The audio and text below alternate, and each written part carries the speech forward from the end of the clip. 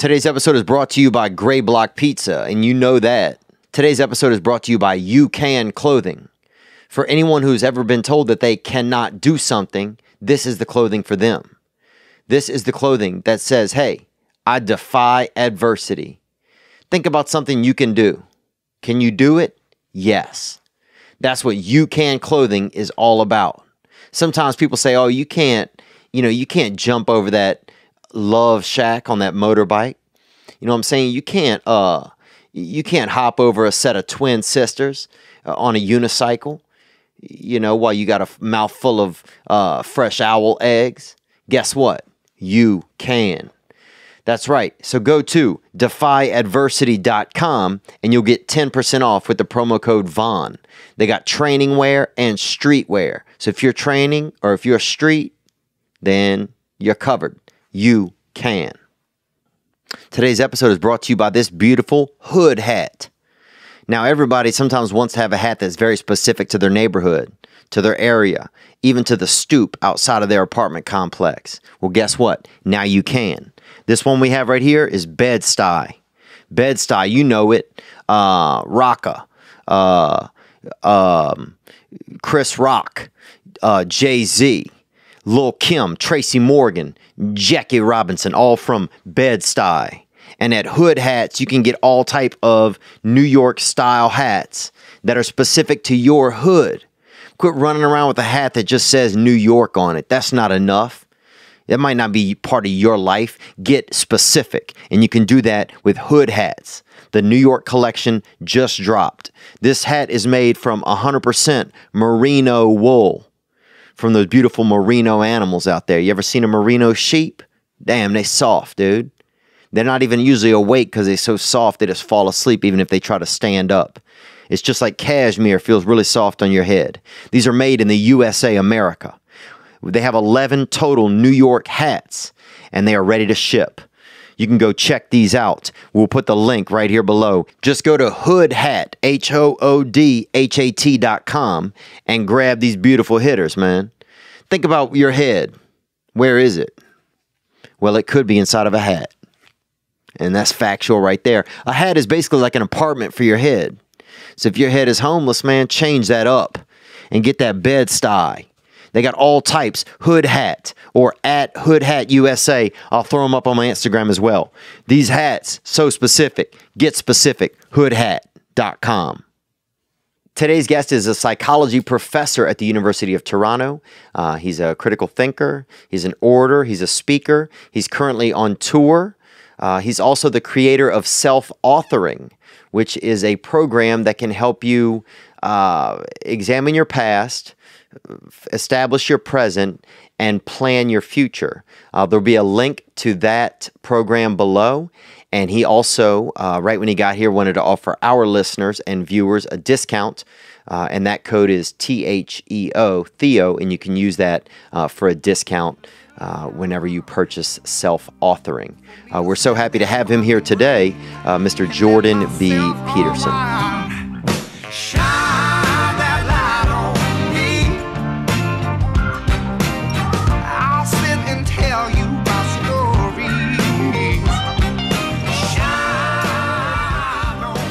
Thanks for coming in, Jordan. Hey, my pleasure. Really appreciate it, and I know our listeners are excited. Are you finding, like, it seems like you've come into people's lives like a hurricane really recently. Do you feel that? Yeah, and I feel all this has come into my life like a hurricane too. Yeah. I spent a lot of time teaching, and so I was used to interactions with reasonably large groups of people, and I did some media work in Canada before all of this blew up. So it didn't come as a total surprise. And I had my videos out on YouTube for quite a while. So there's been, what do they say? It takes 10 years to become an overnight success. And so all of this has been building in multiple ways, but when it took off, it really took off like madly. And that was about a year and 8 months ago, something like that. And it hasn't stopped for a second, which is really, I keep thinking, well, the first week I thought, well, that's my 15 minutes and that's that, And I had smaller 15 minutes before that, but it's hard to, the fact that it doesn't end is very hard to understand. Right. So, but I'm coming to terms with it. I think part of it is that, you know, you don't want to attribute to yourself what can be attributed to the situation. It's a protection against egoism, hey? That ego's a trap. Yes, it certainly is. And so there's all these people coming out to listen to my lectures. You know, I've done 50 cities now in about 5 months, and most of the theaters that I've been speaking at have had 2,500 to 3,000 people. So it's a lot of people. I'm thinking, what the hell's going on here? It's like, and then I thought, oh, I see part of it anyways. And it's part of what you're involved in too, is that, well, there's a new technology. Yeah. YouTube isn't a technology. Online video on demand is a technology. Right. And online video on demand that has no barrier of cost to production is a new technology. Correct. And podcasts are a new technology, and they're major technologies. So about a year, 2 years ago, 2 years and a few months, I noticed that I had passed 1 million views on YouTube. Because I'd started putting my lectures up just out of curiosity. And I thought, wow, okay, what the hell am I supposed to make of that? 1 million is a lot. If I sold 1 million books, I'd be happy. It never happens. Like it's a runaway bestseller. You never get 1 million citations for a scientific paper. That never happens. Never. 1,000 is a hell of a collection for citations. I thought, well, what is this place that was reserved for cute cat videos? And I thought, and all these people, they're watching these university lectures. They're high-level lectures, you know, and there's a huge public market for it. I thought, well, that's really interesting. It's like, and then I thought, oh, I see. Here's what's going on. This is a Gutenberg revolution. The spoken word is now as powerful as the written word. It's just as widely distributable, and more people can access it because they don't have to read, and it uses found time, and there's no barrier to entry, and people can communicate back because they can cut the videos. It's like, oh, I see. This is a revolution. Right. And so then I think I see what's happening is the people who are at the forefront of this are being cascaded forward like a surfer on a giant wave on this technological transformation. And so, you know, obviously people are responding to my content, but a huge part of it is, well, there's a whole new medium, and it's two of them. YouTube, that's a big deal. Video on demand like that. Yes. Which also enables long-form discussion. Long-form is huge. You bet. But then podcasts, they might even be a bigger deal. Yeah. Because people use found time. And so that's really helped me put it in perspective. I'm actually happier about that because, you know, you might think, well, isn't it gratifying to know that your message is reaching, well, now it's millions of people. And it's like, yeah, but if there's danger in that. It's like, well, what the hell? Why am I at the center of this or as center of this? Like, is there something special about my message? Is there something special about me? It's like, and you might think, well, I hope so. It's like, no, you don't necessarily hope so. Yeah. You know, it's very dangerous. The ego is very dangerous, I find. Well, yeah, and it also puts you in a very peculiar position. And it's like, oh no, I see what's happening is I'm an early adopter of a revolutionary technology. Oh yes, that's good. And then fine, I'm competent at it, and hopefully what I'm doing is helpful, but let's not underestimate the technology. Right. Let's not underestimate. I know you mentioned on Joe Rogan's recent episode that how you were a surfer and not the wave itself. Yes, exactly. Do you find though that do you find can you start to see how dangerous and powerful the ego can be though a little bit? Because I even noticed in my own life, like starting to sell out shows and stuff in the past year, and people coming and like people being excited to spend time with me. Yeah. Sometimes it's not even about the word. It's just about maybe who they, relate to you as a person. Yeah. But I do notice that it can be very dangerous. I see how that can be extremely dangerous if I don't stay in a place where it's not about me. Well, I think the best antidote to that. Well, that's what I'm asking. Some of it is do you age. Have any, well, I'm older, and so I think it's less. All that's less tempting for me. Right. And I've had a lot of clinical experience in that sort of thing, and I also know why it's necessary to keep your ego under control. And that's certainly the case also if you do psychotherapy, because people, well, you're in a position of authority, let's say, and it's easy for that to become inflated. But it's not good for you and it's not good for your clients. You have to keep your feet on the ground. And they're not coming to you for sage advice, clients. They're actually coming to you so that you can listen to them figure out how to sort their own lives out. That's a really important distinction. And then with regards to the people coming to see me, the proper attitude towards that, and I think this is true for any performer, is gratitude.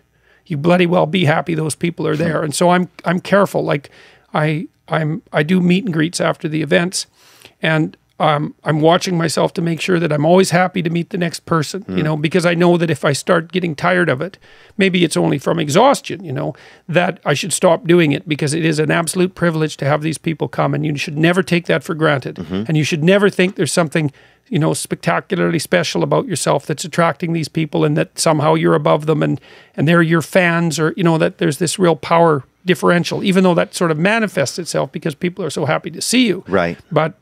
But that's a dangerous pathway. And I truly am ridiculously overwhelmed and grateful and happy and pleased that all these people show up. And especially because of what also is happening, you know, what I'm trying to do. I am. You seem like it. You know, one of the things that I found most powerful in your recent episode with Joe Rogan, to keep citing that, but that you know, you talked about how many people came out, and then you talked about a Latino boy. Yeah. You actually had it was fun. I thought the joke was pretty funny, how you're like, when two guys run up on you downtown, sometimes it's a little bit alarming usually. Yeah. But it was a Latino boy and his father, and they were talking about how their relationship had gotten better since they'd somehow gotten you into their life. Yeah. Well, they were working hard the boy in particular, the young guy, was working hard in particular. Obviously his father was responding, but the young guy had made that a priority. He had decided he was going to fix his relationship with his father, and then it was working. It's like, yeah, well, that's just great. And I hear stories like that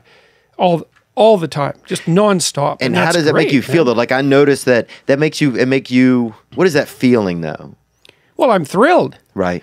And you know, it's funny to use that word, because I often teach people to negotiate for their salaries. It's like, okay, you're negotiating for a new job, you're negotiating for a raise. What should you ask for? That's easy. Figure out how much you'd have to be paid so that you were thrilled to have the job. And then tell the person, look, you know, you got to be reasonable about it. Right. You know, it's got to be within the bounds of sensibility, you know. But you might think, okay, well, I need to be able to get up in the morning and think, God, it's so good that I get to go do this job. It's like, okay, how much do you have to be paid to do that? And you can ask yourself that about almost anything that someone asks you to do. It's like, okay, if I'm going to do this, what are the preconditions for me so that I would be thrilled to do it? And then, well, then you can tell the person, and they aren't burdening you, and you get to be thrilled. Right. And with what I'm doing right now, well, I am thrilled, because I truly believe that the way out of this idiot political polarization we're in, and the danger we're in, the existential danger, is for people to get their lives together, individuals, one by one. And every time one individual gets their life together, that actually measurably makes the world a better place. And I truly believe that. And so it isn't that I believe it, it's that I've figured out why that's true. It's not the same thing as just believing it. Right. You've seen it. Well, I've seen it lots of times. And I also know that, like, you're not an isolated dust mote among 7 billion specks. It's like your network, man. Yeah. Like, you know, well, you're a really good example of that. You have a lot of influence. It's like it actually matters whether you have your life together. You're influencing a lot of people, and then they're influencing other people. So it's teamwork. I mean, I noticed even just starting this podcast, right, which we started around the same time as yours, that I now show up for the podcast because the listeners show up for me. It's really fascinating. Right. You know, it's like I'll come in at extra hours and do extra things because I want us to be a part of each other's lives. Yeah. Well, and that's a great philosophy for making it work, because the other thing you have to do, and I've been trying to do this with this book, and also with I published this book, and I told the publishers, look, man, I'm all in. I'm doing everything I possibly can to make, and I mean everything, flat out, to make this book a success, because that's why I wrote it. I'm not half in. I'm all in. And if you're all in, well, first of all, that increases the chance of success. It's actually the only way of testing whether you have the chance of success. You got to be all in. You got to be all in. And that means for anything. That means a book, a job, a relationship, anything. You got to be all in. And it's even true if it's you might think, well, I work in a diner. And it's like, should I be all in that? It's like, yeah, man, you could make that a good diner. Yeah. And then everybody that comes in there could have a good 20 minutes, half an hour, a decent meal, you know, a little break. They could have a good cup of coffee. They could have some fresh orange juice. Yeah. It could be a good part of their life. And then you'll learn how to make a good diner and a place that's hospitable to people. You learn how to treat people properly, and you'll learn how to treat your customers properly and make your business grow. And then even if you stop doing that, even if you're being a waiter or waitress, you know, which when I was a waiter for in many places, I've worked in many restaurants. It's like you can learn an awful lot doing that. And then if you want to go do something that's different, then you can bring everything you learn from that forward. And it's not trivial. It's not a trivial thing to be a good waitress or a good host or a good short order cook, man. Those are Those are tough jobs. And if you do them well, it matters. So, do you find? I find when I'm in, when I'm in your home country, when I'm in Canada, people, there seems to be, there's some infection in America. Sometimes I feel that we've lost a sense of like pride or a sense of self, that there is value in even doing like the small things. And in your, in Canada, I was just performing in Calgary for a couple of nights and had a blast. People are so nice. I mean, like, you could literally have one leg and somebody will come up and give you their other, their leg, and they'll just stand there, like a flamingo, and just, let you go live your life. I mean, people are just so affable and so kind. But yeah, but there seemed to be a little bit more sense of like Canadian pride there. And in America, I feel like we've lost a little bit of that pride, like in ourselves, but also even in our country, just an overall pride issue, kind of. Yeah. Yeah, well, I think that's been under assault, the idea that you should have pride in your country, that's kind of a fascist thing, or that you should, what would you say, have respect for your founding principles. That idea is sort of under assault, the idea that this is a corrupt patriarchy and that it's an oppressive state. And it's like, well, it's corrupt, except compared to every other system that's ever existed. Right, we're doing a lot better than so many. Oh, well, yeah, and the degree to which American ideals, but Western ideals more generally, have made their manifestation throughout the world is producing a massive increment in living quality everywhere. Yeah. There's lots of, look, it's not like our systems don't have problems. They have problems, like all systems. But as far as systems go, man, we're running on 8 cylinders. Yeah. We're doing all right. And so... yeah, suddenly it's like we're doing so badly. Yeah, and I love how suddenly it's happened. Like, all of a sudden, everything is horrible. And really, when you get out into the world, most things are fine. I'm noticing, especially in America, it's a lot of the media is just saying that things are bad, and then it's a lot of people sitting at home sharing that information. Yeah, well, I think when you go outside, it's not that way. That people are generally being pretty decent to each other. I think part of what's happening is that as the classic media die under the onslaught of this technological pressure, especially television, because television has had it. Oh, it's it's too efficient. It's efficient to the point where it's not effective, I think. Well, and the bandwidth is so narrow and it's so heavily advertised, and you get turned into a commodity on TV. No matter how good your character is, it tends to turn you into a commodity because of the narrow bandwidth. And so I think what's happening as the media, and of course the print media, is just facing competition on every possible front, right? Because so many people have access to writing and sharing. Well, exactly. There's nothing special about being a journalist anymore, essentially. And it's jumped the shark in the past year. Like, it's fascinating how quickly all of that just hit almost rock bottom. Oh, yeah, man. It's unbelievably fast. Well, that just shows you how powerful the technologies are. But, I think as the traditional media dies, they get desperate for attention. They get all clickbaity. So they exaggerate the polarization and the catastrophe. The best example of that is there's way more coverage of violent crime than there was 25 years ago. But there's half as much violent crime. Like, in the 5 major measures of violent crime have fallen by 50% in the last 25 years. Like, who knows that? No one. Oh, it's dangerous. The streets are dangerous. We're all at each other's throats. It's like, no, we're not. It's safer now in the United States than it's ever been. It's safer now than it was in the early 60s. You'd never guess that. Well, and it's funny. I was just back. I went back to my hometown, which is a small town in Louisiana. And you said you're from a similar. We just figured out before we started, about 4,000 people size town. And I was asking some of the teachers at my junior high school. I said, "Well, what is racism like here now?" Because my town was just poor black and poor white mostly. And she goes, "You know what?" And this is a girl who'd went to school with me and who's now the principal there. She goes, you'd be surprised. She goes, "It's gotten so much better." She's like, "We just don't have, we definitely have some differences in class for sure still, but we don't have as much just outright racism anymore." And that was, and for that to happen, like in my town, like I grew up in a town, there was a lot of there was a lot of, when I was growing up, there wasn't even any black wealth. I mean, there was like the Dallas Cowboys, and I think like Eddie Murphy were the only wealthy black people that you even heard about in the whole universe.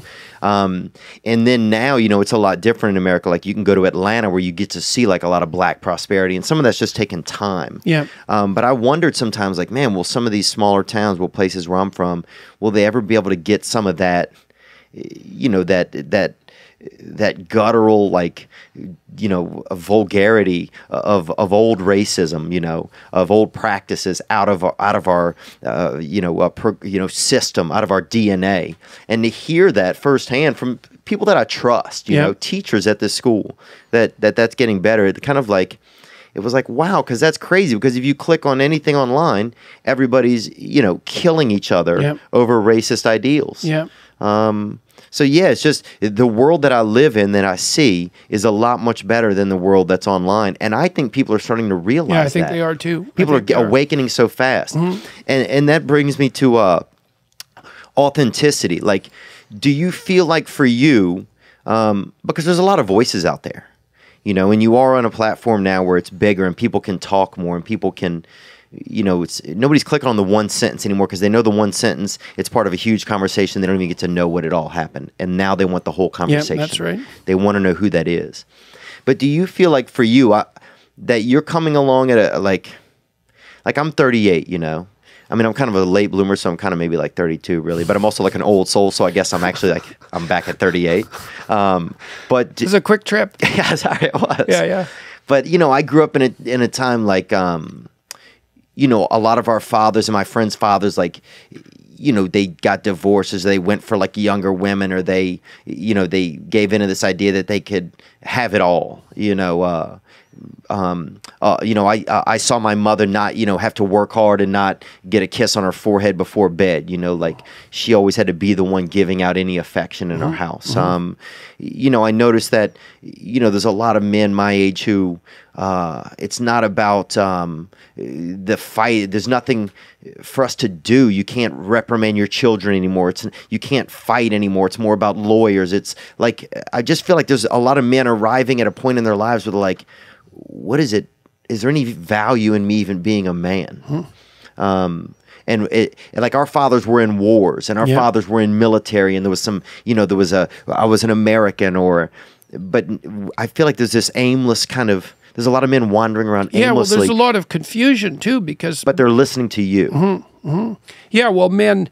They're finding you. Yes. Like, it's like you're like this cool stepdad that showed up that actually like cares about our mom or something. Like, that's a good one. Not to put a pressure on you. No, that's a good one. But that's a good one. I'm noticing from some of my like esteemed friends, men that are way smarter than me, and men that have bigger hearts than me, and they're reaching out to me. They're so excited. They're like, "Oh, you have Jordan coming in today.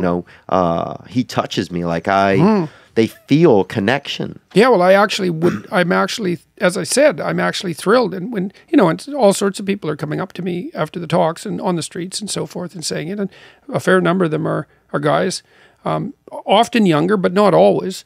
And, they want to come up and tell me something good that they've done. And I'm thrilled about it. It's like, good, man, get out there, kill it. Yeah. And the idea, like, because part of what's happened in the dialogue in our culture is that masculine responsibility, the willingness to shoulder responsibility, which is part of what factors into achievement and ambition. It's really the part of it that's only positive, is being confused with tyranny and oppression, and so that men are, in large part, being punished for their best impulses. It's like, you want to get out there and like do something. It's like, well, doing things wrecks the earth. Right. It's like, well, the earth is wrecking us, so it's only just that we defend ourselves a little bit. Yeah. But it's also just wrong. It's like that willingness to go out there and contend with the world, to go on your adventure, right, and to take the risks, and the entrepreneurial risks, and the risks of discipline, and the risks of responsibility, and to buttress and support the family system and the community system. That's all incredibly laudable. But for me, it's more than that, because I think of it as a bulwark against hell. And I mean that both literally and metaphysically. It's like, it's actually vital that you take your place in the world and you find a meaningful, responsible path forward, because it's in that pathway that you find the meaning in your life, and that buttresses you against the catastrophe of life. And if you don't have that, you have the aimlessness and the suffering and the pointlessness and your own malevolence and bitterness. It's hell. Yeah. And then you make hell for you, and you make hell for your family, and you make hell for the community. It's like, none of that's good. And so whenever I see people step away from that and they're moving forward and they're telling me about it, I think, and I really think, great. That's a miracle, man. Keep it up. Like, it's really important. And I don't care what you're doing. You know, and I have lots of respect for working class guys. I mean, I came from a little town. I've had all sorts of working class jobs. You know, I worked as a short order cook, and I worked as a bartender in a rough cowboy bar, a couple of them. I worked as a drill bit retipper and a gas jockey, and I worked on a rail crew, putting railway lines through, and worked as a beekeeper and in plywood mill. Lots and lots of jobs like that. And, you know, and I've renovated houses, and so I've worked with lots of contractors and so forth. And I think working class guys, the whole bloody world rests on their shoulders. It really matters if they do a good job. And so a lot of working class guys come to my shows and they say, look, I've been listening to your lectures while I'm doing long haul trucking or while I'm working in my forklift, whatever. I think, great, man, get the hell at it. Do your job properly. Do it. You bet. And do it right. Support your family. Man the hell up. Live a responsible life. And what you're doing is valuable. I don't care what anyone else has to say about it. Yeah, I've heard, I'm in a 12-step program. I'm in an AA, right? So I was I'm in recovery, so almost 2 years now. And that really changed my life, getting into, 12 steps. And, and I know that's your book, but one of the things that stuck with me is esteemable people do esteemable things. And it's like, right. And it's like when you have that choice to do something, it's better than alcohol, man. Yeah. Yeah. And the funny thing is, if you're trying to stop drinking, you need something better than alcohol. And alcohol is pretty good. Yeah. So you better find something a lot better, man. Yeah. And it is. And then esteemable people do esteemable things. It's like, yeah, well, you want to figure out something that you're doing with your life that's worth not getting drunk and screwing up. Yeah. Right. Because that's fun. Yeah, you want to have something on the other side of that teeter-totter that has some value to you. You bet. And so that you can think, no, I'm not going to get drunk and screw that up. Right. Because, you might say, well, why do people drink too much? It's like, if you like alcohol, that's a stupid question. Yeah. Right? It's like, why do people drink too much? Well, because it's great. Yeah. It's like, okay, so why stop? Well, you do stupid things when you're drunk. You hurt yourself. You compromise your health. It's really hard on the people around you. You tend to turn into a liar, and it screws up your life. Yeah. It's like, yeah, but it's pretty fun. Yeah, well, it is. But you need something better than that. And what's better isn't being straight and not making mistakes. It's like that's all prohibition in some sense. What's better is, no, you need an adventure, man. You need to get out there and have something to do. Yeah. And something worth waking up for. And that's the substitute for the addiction. Actually, the addiction is the substitute for that, if truth be known. Right, but eventually you can flip that around and you can find that the much girthier and more. There's a lot of sexy weight in having self-worth, and that's what I've started to slowly find in my life. Yeah, and you might also, like the thing too is, there's something kind of, I don't know, the bar scene, the heavy drinking scene, there's something kind of edgy about it, and something kind of adventurous about it. And, you see that it's kind of dramatized in people like Tom Waits, who's got that real hard edge, or Johnny Cash, or people, hard living guys. Oh, yeah. Guys with 6 or 7 livers in them. Yeah, exactly. Yeah, well, there's something kind of romantic about that. Yes. And fair enough, but, well, then what that means is you have to build something like that into your own life. So maybe you need to take an adventurous trip now and then. You got to have something there that's edgy to replace that. And sometimes if people need a catalyst, so there's that moment, right? Like for me, the catalyst was like, I was experimenting with cocaine and I sacrificed like a neat job opportunity with that. I had planned on being there for the job. And next thing you know, I'd spent the night doing cocaine. Right. So I realized, okay, this is a little out of my control, so I have to make this. But if people don't have that sort of, how do they create? Is there a way to create their own catalyst? Like you just said, like take a trip or. Well, one thing. Okay, so one of the things we talking about is I have this program online called. You can find it at selfauthoring.com, or you can find it on my website. Yep, and we'll put both the links right here. Okay, so one of the programs help you write about your life. And by the way, you don't have to be able to write very well to do this. And if you do it badly, that's just fine as long as you do it, because doing it is badly is way better than not doing it at all, which is kind of like a motif for life, right? Get the hell out there and do it. You're not going to do it perfectly, but it's better than not doing it at all. You'll make your mistakes, but you'll learn. One part of the program, which is the future authoring program, helps people develop a plan for their life. You actually need a plan for your life, because the thing is, a plan gives you goals, things to aim at. And like, imagine you went to the shooting range and you didn't have a target. Well, what the hell fun is that? What are you going to do? Shoot your rifle into the air? There's nothing about that that's useful. Shoot your friend, shoot your wife. You're still shooting, right. But it's not fun. Right. There's no game. That's right. And the game is to hit the damn target. Okay, so first of all, there's no game without a target. All right, so fine, you need a target. And then you might say, well, is the game worthwhile? And the answer might be, well, how challenging is the place that you put the target?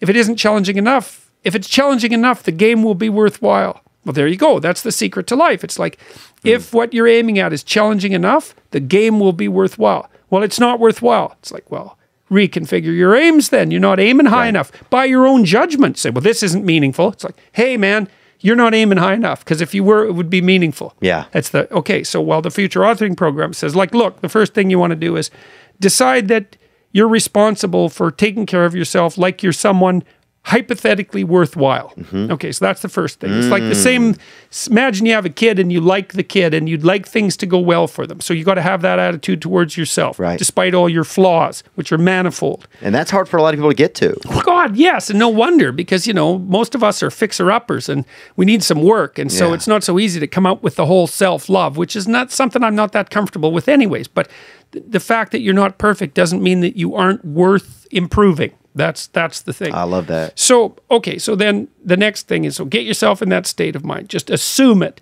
Maybe there's something in me worth redeeming. All right, next thing.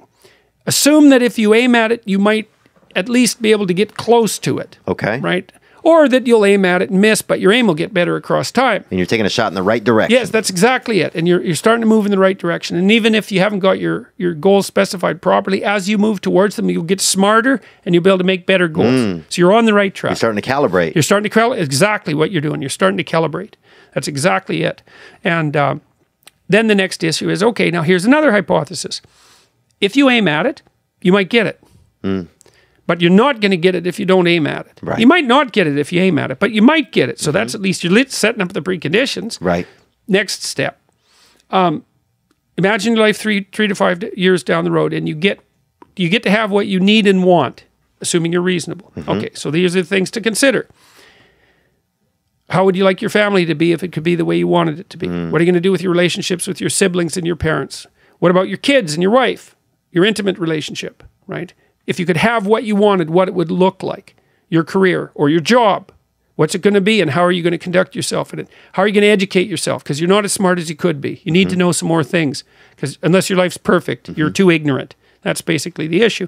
How are you going to take care of yourself mentally and physically? How are you going to withstand the temptations of drugs and alcohol? What are you going to do outside of your work that's productive, engaging, and meaningful? Okay, so that's 7 things. It's just, even hypothetically, if you could have what you wanted, what would it look like? Okay, next thing. Write for 15 minutes about what your life could be like in 3 to 5 years if you had what you want, just so you know. If you had what you want. Yeah, if you had what you wanted, what would it be? Right. Like, and don't be ridiculous about it. It has to be, hypothetically within your, well, that's it. You can have a castle in the air. Well, except they won't stay in the air, so like, you know, let's stay with... And there's going to be laws. Well, there's all... Are there? You know what I'm saying? Like, there's going to be laws. They're going to tax you probably. And there's going to be other people that you have to take into account. So let's assume this is like in the real world and everything, just so that we can ground yes, 100%. Okay, so do that. Next thing. Take stock of your idiocies and weaknesses and assume that in 3 to 5 years they auger you into the ground and you are in the worst hell you could design for yourself. That's probable. Write out that, because that gives you something to avoid. Because when you're thinking, well, I have something difficult to do, why the hell should I bother? It's like, oh yeah, so I won't end up in that hell. Right. Right, because part of it is, well, I want to get to where I want to go. That's kind of nice and it's hopeful and it makes you positive. But that's not enough. You also need to be terrified out of your skull. Yeah. And the only way to do that properly, well, I'm sure this must have happened when you decided to stop drinking. You must have thought, this isn't good. I'm not going to be funny anymore. I thought that. I thought there was going to be ramifications, yeah. Okay, and so what were they? What did you foresee happening? I thought I wouldn't be funny. I thought that people wouldn't like me. I thought that I wouldn't be able to meet girls if I wasn't drinking or having drugs or right. So that was what you were afraid of giving up if you stopped drinking. Right. What were you afraid of happening if you kept drinking? I was afraid of not achieving my dreams. I was afraid of ending up a drug addict. I was afraid of dying in my sleep. Something, or dying under the influence. Okay, so yeah, it's not like that doesn't happen to comedians. Right, it happens a lot. Yeah, it's one of our go-to moves. Right, exactly. Well, it's not an occupational hazard because you're up late at night and you're around bars all the time. It is because you're up late at night and you're Chris partying Farley right here. Right, exactly. Well, and it happened to all sorts of comedians and rock musicians. It usually happens at about 27. Weirdly enough. So you were afraid you're going to die, or you're afraid you're going to become addicted. So let's say what would have life like been like you for you if you were addicted? So you don't have a career anymore. No. Right? So you've given all that up and failed. So that's fun. So that's going to drive you even more towards drugs. Yeah, it would have been all my dreams. It would have been miserable. Right. It would have been hell. Exactly. So why quit drinking? So I don't end up in hell. Hey, there's a reason to stop. And then if you make that hell real, it's like, here's all the details of my personal hell. Yes, let's avoid that. Right. So then you have something to run the hell away from. Right. So now you have something towards and something to run away from. And I'll say this too, if there's any young men or women out there who are listening to Jordan feeling like, well, I don't know if I start doing something different, like my friends are going to act a certain. Yeah, they are. They are. Yeah, that's right. But you're going to start creating conversations. You're going to become the intrigue because you're going to be bringing something new to the table. And you're also going to find out who your friends are. Yeah. Because if you're starting to put your life together and you have friends that object, those are not friends. Those are just people you know. They're not friends, because a friend is someone, this is one of the hallmarks of a friend. Here's 2 hallmarks. A friend is someone you can tell bad news to. And they won't tell you why you're an idiot, and they won't interfere with your suffering. They'll just listen, and maybe they'll suffer along with you. Okay, so you can tell bad news to them, and they won't tell you some worse thing that happened to them. They'll listen, and they'll suffer along with you. But a friend is also someone you can tell good news to. And the friend will say, wow, in this veil of tears, something good happened to you. Great, man. Congrats. I'm wonderful. It's rare. It's unlikely. Good for you. I hope 10 more things like that happen. And they're not envious, and they're not jealous, and they're not one-upping you. And if you're trying to get your life together, if you're trying to get your life together and your friends get in the way, that's actually real useful for you, because you've now identified who your friends aren't. And you might think, well, I can't give them up. It's like, oh, yes, you can. And not only can you should, and it would be better for them. Because if they're aiming down and they want you going down with them, there's nothing good about what's happening to them, and there's certainly nothing good about that for you. Yeah, they're not going to, and then they're going to learn, wow, I'm going to lose friends if I continue in these directions. Yeah. Exactly. Why is it hard for people to let go of what's so familiar to them, even if it's bad? Well, because it's complicated. And the thing, that's a really good question. You discount the risk of familiarity that they're familiar with. So like, let's say, because people are in relationships with the drugs and alcohol. People are in relationships with humans. People are in relationships with jobs. People are in relationships with their own selves, and they're living a lie every single day. But it's familiarity. Yeah. Well, you say, I have a job I hate. It's like, well, yeah, but I'm not dying from it. It's like not as bad as it can be. So you factored in the risks already. They get invisible. You think, well, I can't jump out of this job because what about all the risk? It's like, yeah, no kidding. You got to get your resume in order. You got to send it out. You got to send 50 of the damn things out before anybody will call you back. Then you have to go get interviewed, and maybe you're not any good at that. You have to come up with a story while you're a good employee, and maybe you're not yet, so you have to figure out how to do that. It's like, what about all these risks if I go look for a new job? It's like, yeah, absolutely, man. Those are risks, and they're harsh, and no wonder you're avoiding them. What about the risks for you to stay with this job you absolutely hate? Well, let's think that through. Okay, so I have this dead-end job. I hate it. I'm getting bitter. Where am I going to be in 5 years? I know where, because I've watched this with people. You're going to be just like you are now, except a lot more of what's good about you is going to be gone, and a lot more of what's terrible is going to be amplified. And you're going to be like, in 5 years, you're going to be 10 years older instead of 3 years older. Yeah. Right. And because it kills your spirit somehow. Oh, man. Yeah. So it's like, you think, oh my God, there's a terrible risk in pursuing this new job. It's like, yeah, there is a terrible risk. There's a terrible risk in you staying with your job right now. And so one of the things that's really freeing to understand is that you're screwed no matter what you do. There's no secure path forward. Give it up. It's risk everywhere. You think, oh my God, that's terrible. It's like, yes, except for 2 things. You can pick your risk. That's the first thing. So you get to pick your poison. That's something. And second, you're a lot tougher than you think.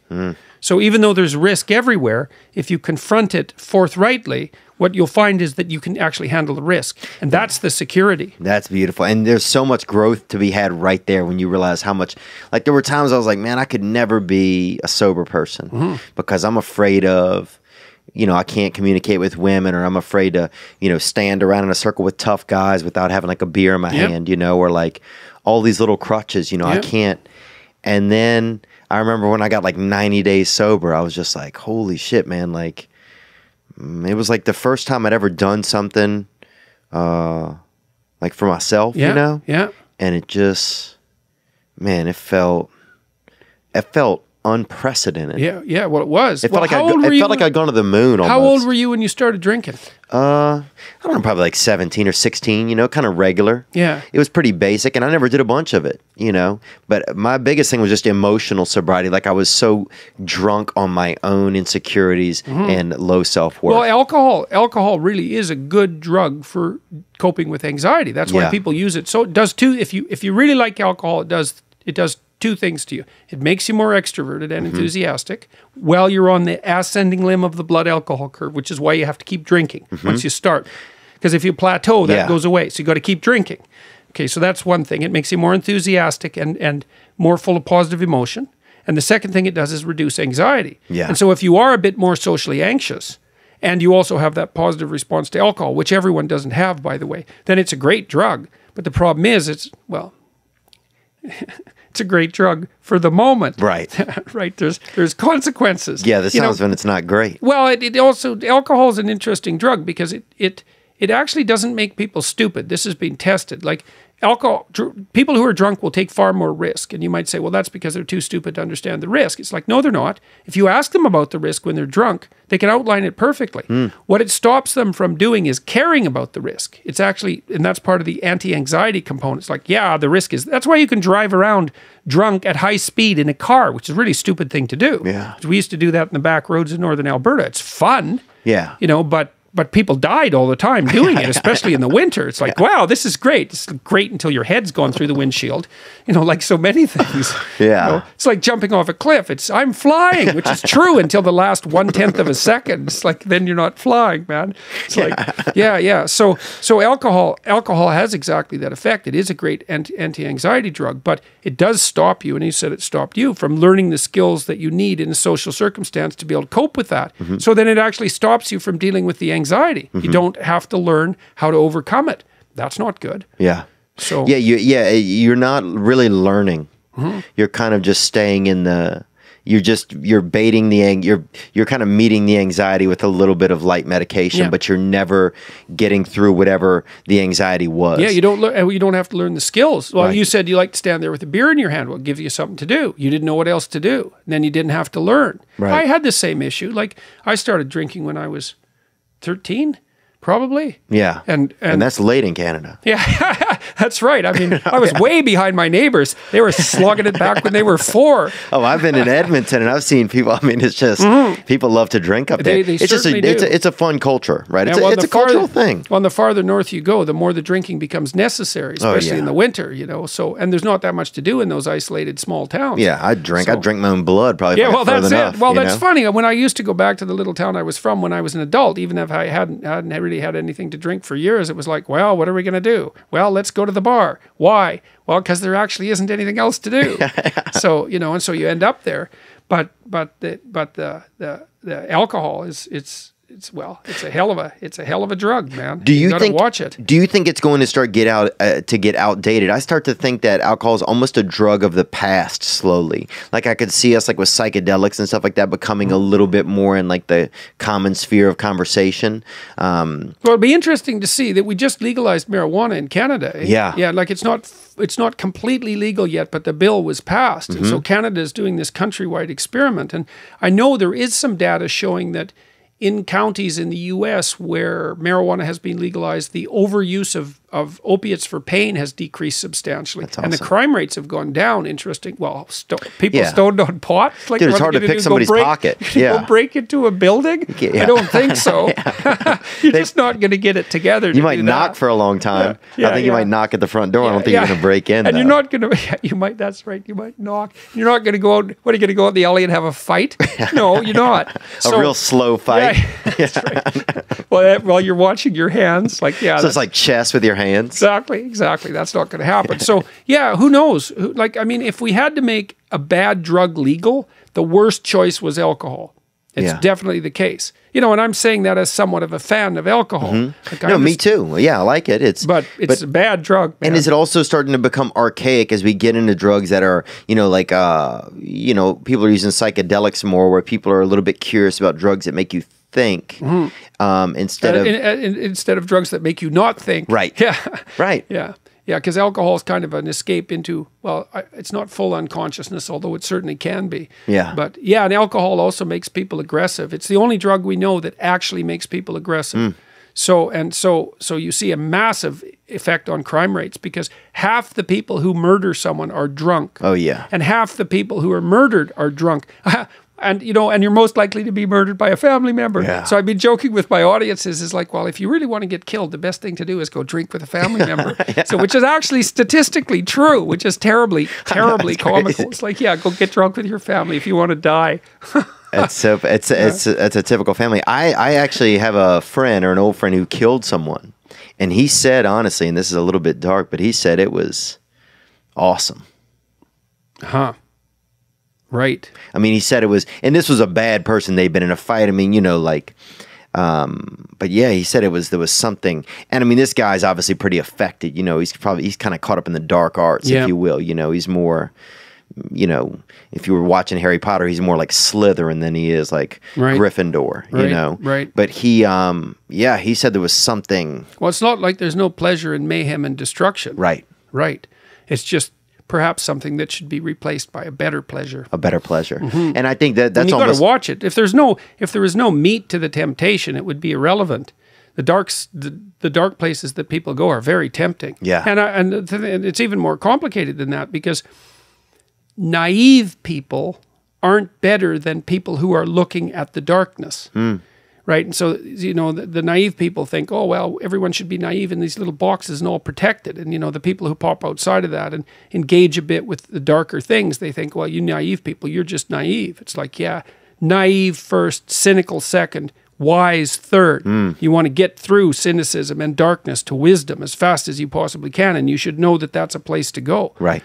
But, just like you were saying a minute ago, it's like you need to know that there are places to go from where you are. Yes, there always are. And they have to be real and not naive. Think, well, why should I be good? It's like, well, maybe you shouldn't if good is just naive. But, the really good people aren't naive. They're tough as they can possibly be, and they've seen things. And then they decide to become good. It's steadfast. I mean, you have to, I'm realizing that I have to daily show up for myself if I want my life to be what I want it to be. Right. It is a battle. And not only that, but it's like you have to have some sort of a plan. When I used to be a little bit more aimless, I was just like, I want things to be good. It wasn't enough. No. Because things don't know how to just be good. This is true. All by left to themselves, things go from bad to worse. Things will go out of town. Yes, that's entropy. Yeah, like leave your house alone for a year. Yeah. See what happens to it. It's like, it's way better. It's like, no, it's not. It has black mold everywhere, right? And a vandal has moved in. There's graffiti everywhere. And there's squirrels drawing a pentagram. Like things have gotten out of hand. Exactly. That's definitely not good when that happens. Excuse this quick interruption. I got to tell you about bird dogs. Bird dogs are shorts, but they have underwear built into them. Think about that.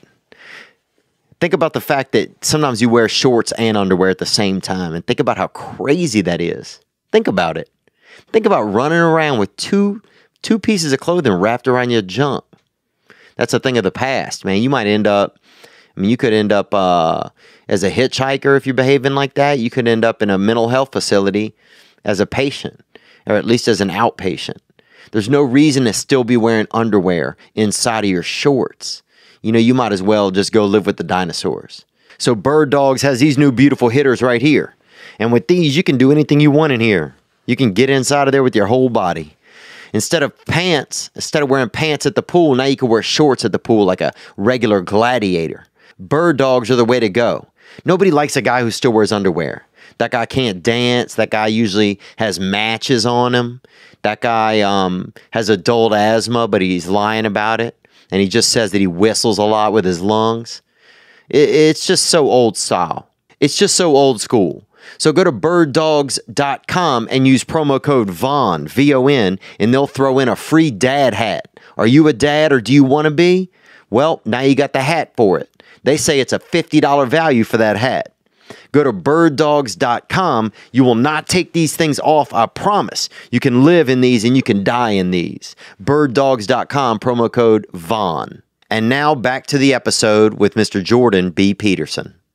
I have one question, and we're going to take questions from our listeners. So, like, I feel like it's like, I grew up in a poor white environment, and now I've been fortunate enough. I really look at it as fortunate to get out of that environment and be able to see what life is like, and almost from a different perspective, like we don't have the same problems, the same judgments and stuff here in Los Angeles as we did in Louisiana when I was growing up. It's just not part of the nature, but I see one of the biggest issues I notice, and it's very obvious to me, is just that people's perspectives of, especially in America, are so different. It's like, of course, here in Los Angeles, like, or in Beverly Hills, or you would never like want to have a gun, It just seems silly. It'd be like, where would you even put it? Like, right. It would make your pants look uncomfortable. Right, it would, especially if they're tight. Yeah. Which is most of the pants here. Exactly. But where I'm from, like, you would certainly have a gun. You might not have it on you, but you would have one for safety. But it's just like, it's interesting how the two sides can't see how the other one would make sense, Yeah. This is a crazy perspective issue. And I start to wonder if in the future, through like virtual reality and stuff like that, do you think we'll ever have like an emotional virtual reality that can show us not only visually kind of what someone else's, and it doesn't have to be specifically about the gun thing, but what someone else's world is like? We do have that to some degree. You get that in a movie. When you go and you see a character who's really different than you, or a work of fiction, that's actually why we use those technologies, is so that we can put ourselves in other people's places. And that does work. It is an effective technology, and it's hard to say to what degree virtual reality might augment that. Right. But we're very curious about such things, and you can be sure that if we could have a more real experience using virtual reality than we can with a movie, we'll definitely do it. Yeah. We're majorly into simulations of alternate realities. And it's partly because, well, look, you grew up in Louisiana and now you're here. So you've hit these different worlds, and that's expanded your perspective. It's made you more than you were. Yes. Well, immersing yourself in fiction is one way of having that happen, right? But the more you can do that, the better. And I think your comments on these cultural differences are absolutely right. I mean, the United States is an unbelievably diverse place. I mean, you guys have 300 million people here. That's a lot of people. And there are a lot of different cultural contexts, and there are different rules that go along with all of them. And the gun thing is really one of them. I mean, I come from this little town in northern Alberta. Most people there have a gun, or 10 or 100. Like, they have lots of guns, and they hunt. I grew up on wild meat. My dad hunts. He still hunts. He's 82. He's slowing down a little bit, obviously, because he's getting old. But he's using a gun now instead of a knife. Yeah, he's out there. But he doesn't just jump on the animal. Yeah. So yes, and people don't necessarily understand, unless they've been beat around a little bit, how different these different contexts are, and that there can be valid rules that apply in the different contexts. And it's best to live and let live, as far as I'm concerned. And I also don't think that only the state should be allowed to be dangerous, which is partly why I don't really like the restrictions. I mean, some reasonable restrictions on weapon ownership are obviously necessary. You don't get to have a Sherman tank unless you're a private collector. Probably you shouldn't have an atom bomb, something like that. Yeah. And so there's some cutoff to how heavily you should be armed. Agreed. But zero amount of dangerousness is the wrong amount of dangerousness for the autonomous citizen. Yeah. I think people should be encouraged, in some sense, to be as dangerous as they can be and still be civilized. That's a great motif. Well, I think for women and men. Yeah. For both. It's like, yeah, man, you should be dangerous. It's like, no, you should be nice. It's like, nice the distinction between nice and weak is very, very difficult to make. Now, if you're a horrible monster and you've got that developed and you can be civilized and decent, like, more power to you. It's one thing I really like about Joe Rogan. You know, he's an absolute bloody monster. He's really, really, really tough. Yeah. And yet he's very truthful. He's very forthright. Like, and all that toughness is integrated into his character. And it makes him a formidable interviewer because you can tell, like, he won't budge. No. Not a bit. He's Yeah. also extraordinarily funny. So it's cool to see him. I think he really is a remarkable person. And I've watched lots of people. He is. He's like 4 standard deviations above the mean in tough. He's 4 standard deviations above the mean in smart, and he's 4 standard deviations above the mean in funny. Yeah. That's a hell of a guy, man. He's like, to me, he's like a poignant, and he's also a father of 3 girls, Right, which right. I Which think is comical, it's so comical. Yeah, it is. Did you see his take on the Kardashians? Oh my God, it's in his last comedy special, and he talks about Oh wait, yeah, no, I've seen that on stage. God, It's so being good. dominated by women, which he is at the moment. It's so comical. He's like a poignant teddy bear that joined the Marines. Kind of. That's how I think of him. Well, Jocko Willink is kind of like that too. And I haven't met him except yet. Jocko's about 6 inches thicker. Is he so, really? Oh man, he's a formidable looking guy. Yeah. There's no doubt about it. And he's like, discipline. Get Yeah. yourself the hell out of bed in the morning, you bloody weasels. And you know what? Put yourself together. So much of that is even the things that I learned in AA is just getting going, like contrary action.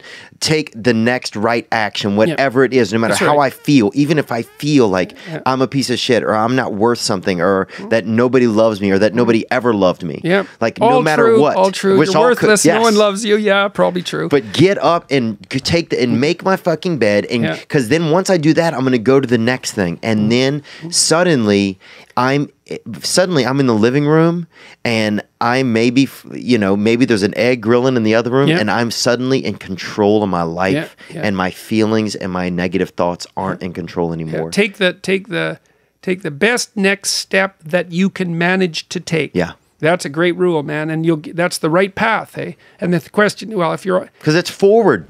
forward, It's a forward path. towards something worthwhile. That's where you want to be. You want to be moving forward towards something worthwhile. You don't even necessarily want to be where it's worthwhile, although that would be all right. And maybe now and then you get there, and then you're happy. But mostly, what you want to be is moving forward to something worthwhile, which also indicates why you need to specify something worthwhile.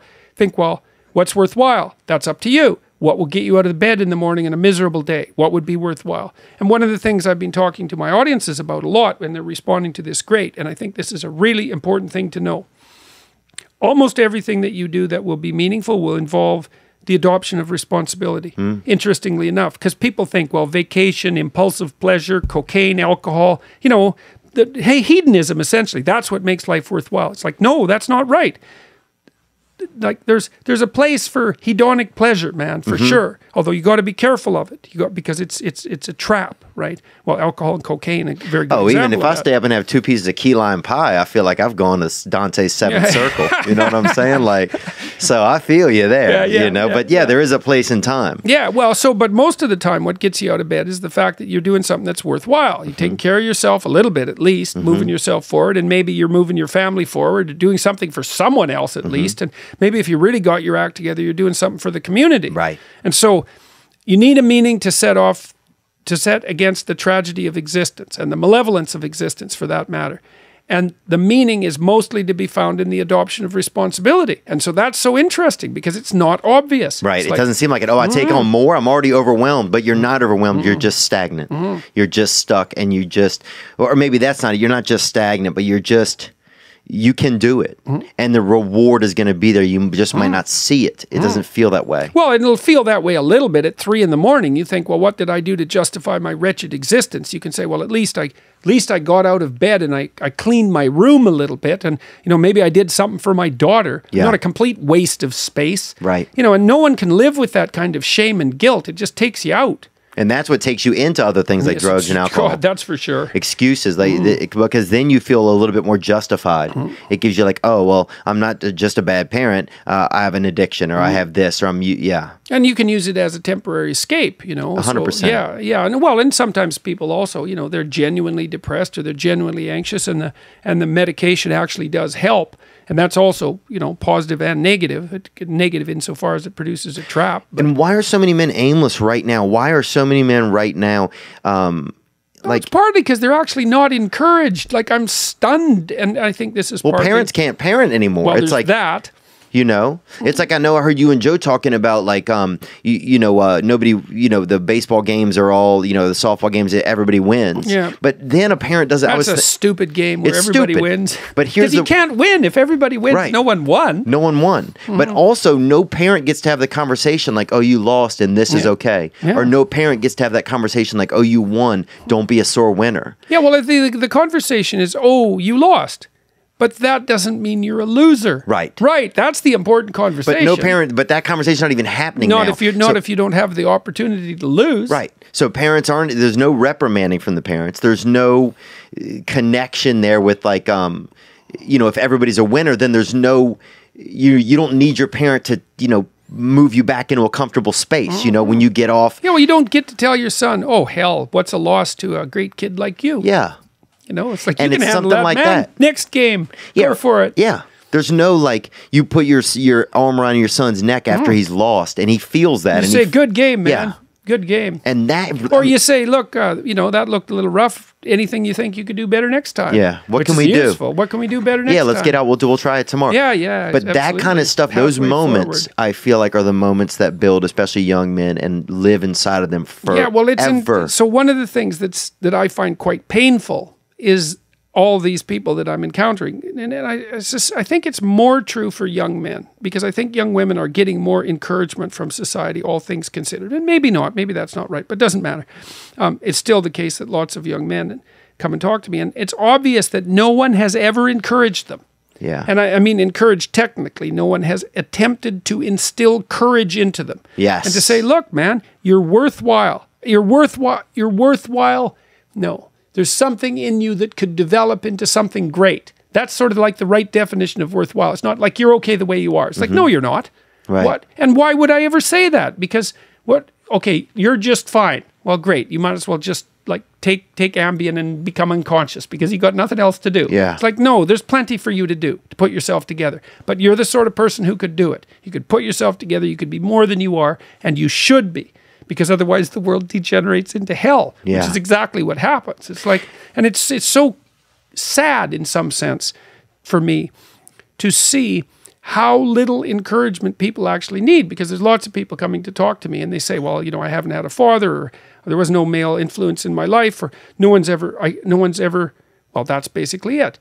They haven't had that kind of encouraging influence. And so no one's ever said these things to them. And so someone says something to them and they go, oh, really? That's the possibility? And then they go out and like fix things. It didn't take much. No, it didn't take much. Now, do you feel like there's special gifts you have? Because I was thinking about this. I was like, well, why does Jordan get through to people? Like, and for one, I was thinking like your voice. You have a, like, if you don't know you, if you've never seen a picture of you, you could be 27 or 140. I feel like you have a timeless voice. That's what I mean more.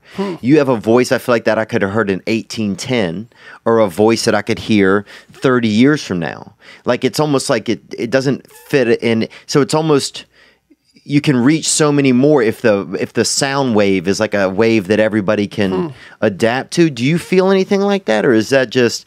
I think it's an interesting observation. I mean, you have this Norman Rockwell-y type of. That's how it comes into. This is me speaking, just me. But I'm noticing the way it affects other men like me. Yeah, well, people have said that. That I've got this kind of old-fashioned appearance in a sense. I don't mean just my voice, but just like you just came on a train and the train just came out of nowhere and you're like, oh, this guy's selling some, this is some beautiful snake oil. Snake oil, yeah. Well, that's the other thing that people say too. It's like, oh, a snake oil salesman. It's like, well, no, not exactly. No, this is personal practical. Responsibility is not snake oil. Agreed. Snake oil, I think, it's the opposite of it. It's the opposite. Like, yeah, you've got problems because you have things to do. Yeah. It's funny because I've been, talking to young men too. It's about the ones that get all resentful about being rejected by women. It's like, are all the women are rejecting you, eh? It's like, yeah, those goddamn women. It's like, no, if all the women are rejecting you, it's not the women, buddy. That's you. You got to figure something out. You've got some work to do. Yeah. If it's all of them, you're getting voted down pretty heavy there. And you might think, well, that's crushing. It's like, yeah, no kidding. Yeah. But the positive end of the message is there's lots of things you could do to fix it. And you could start small and it would fix it and it will work. Yeah. So you think, no, it's hopeless. It's like, no, it's not. It's not hopeless. Things aren't hopeless. Yeah, that's right. Things aren't hopeless. Well, they certainly aren't hopeless if you can see things you're doing that are making things worse. Sit down, take stock of your life. You think, okay, what am I doing to make things worse? You have to ask yourself that question. Like, and you have to ask, and you have to write the answers down. Yes, that would be good. You also have to want the answers, and you won't, because the answers are going to hurt, right? Because they are the things you're doing to make things worse. What am I doing to make myself weaker and stupider than I have to be? Sit on the edge of your bed. That's like a prayer. If you want to have a prayer, there's one. Why am I weak and stupid? Man, you'll get lots of answers to that question. It's like, well, that's so hopeless. It's like, no. If you go to buy a house and you don't have very much money, you buy a wreck of a house. And you don't pretend that the house is any better than it is. Right. Not unless you're willfully blind looking for trouble. You think, no, this place... A, it's all I can afford, and B, well, I can fix it. Right. Well, you can fix it. You can fix but it. not unless you know where everything's broken. So you think, well, why am I taking stock of where everything's broken? There's nothing I can do about it. It's like, aim lower. There's something you could fix. Right. There's something about you could fix today.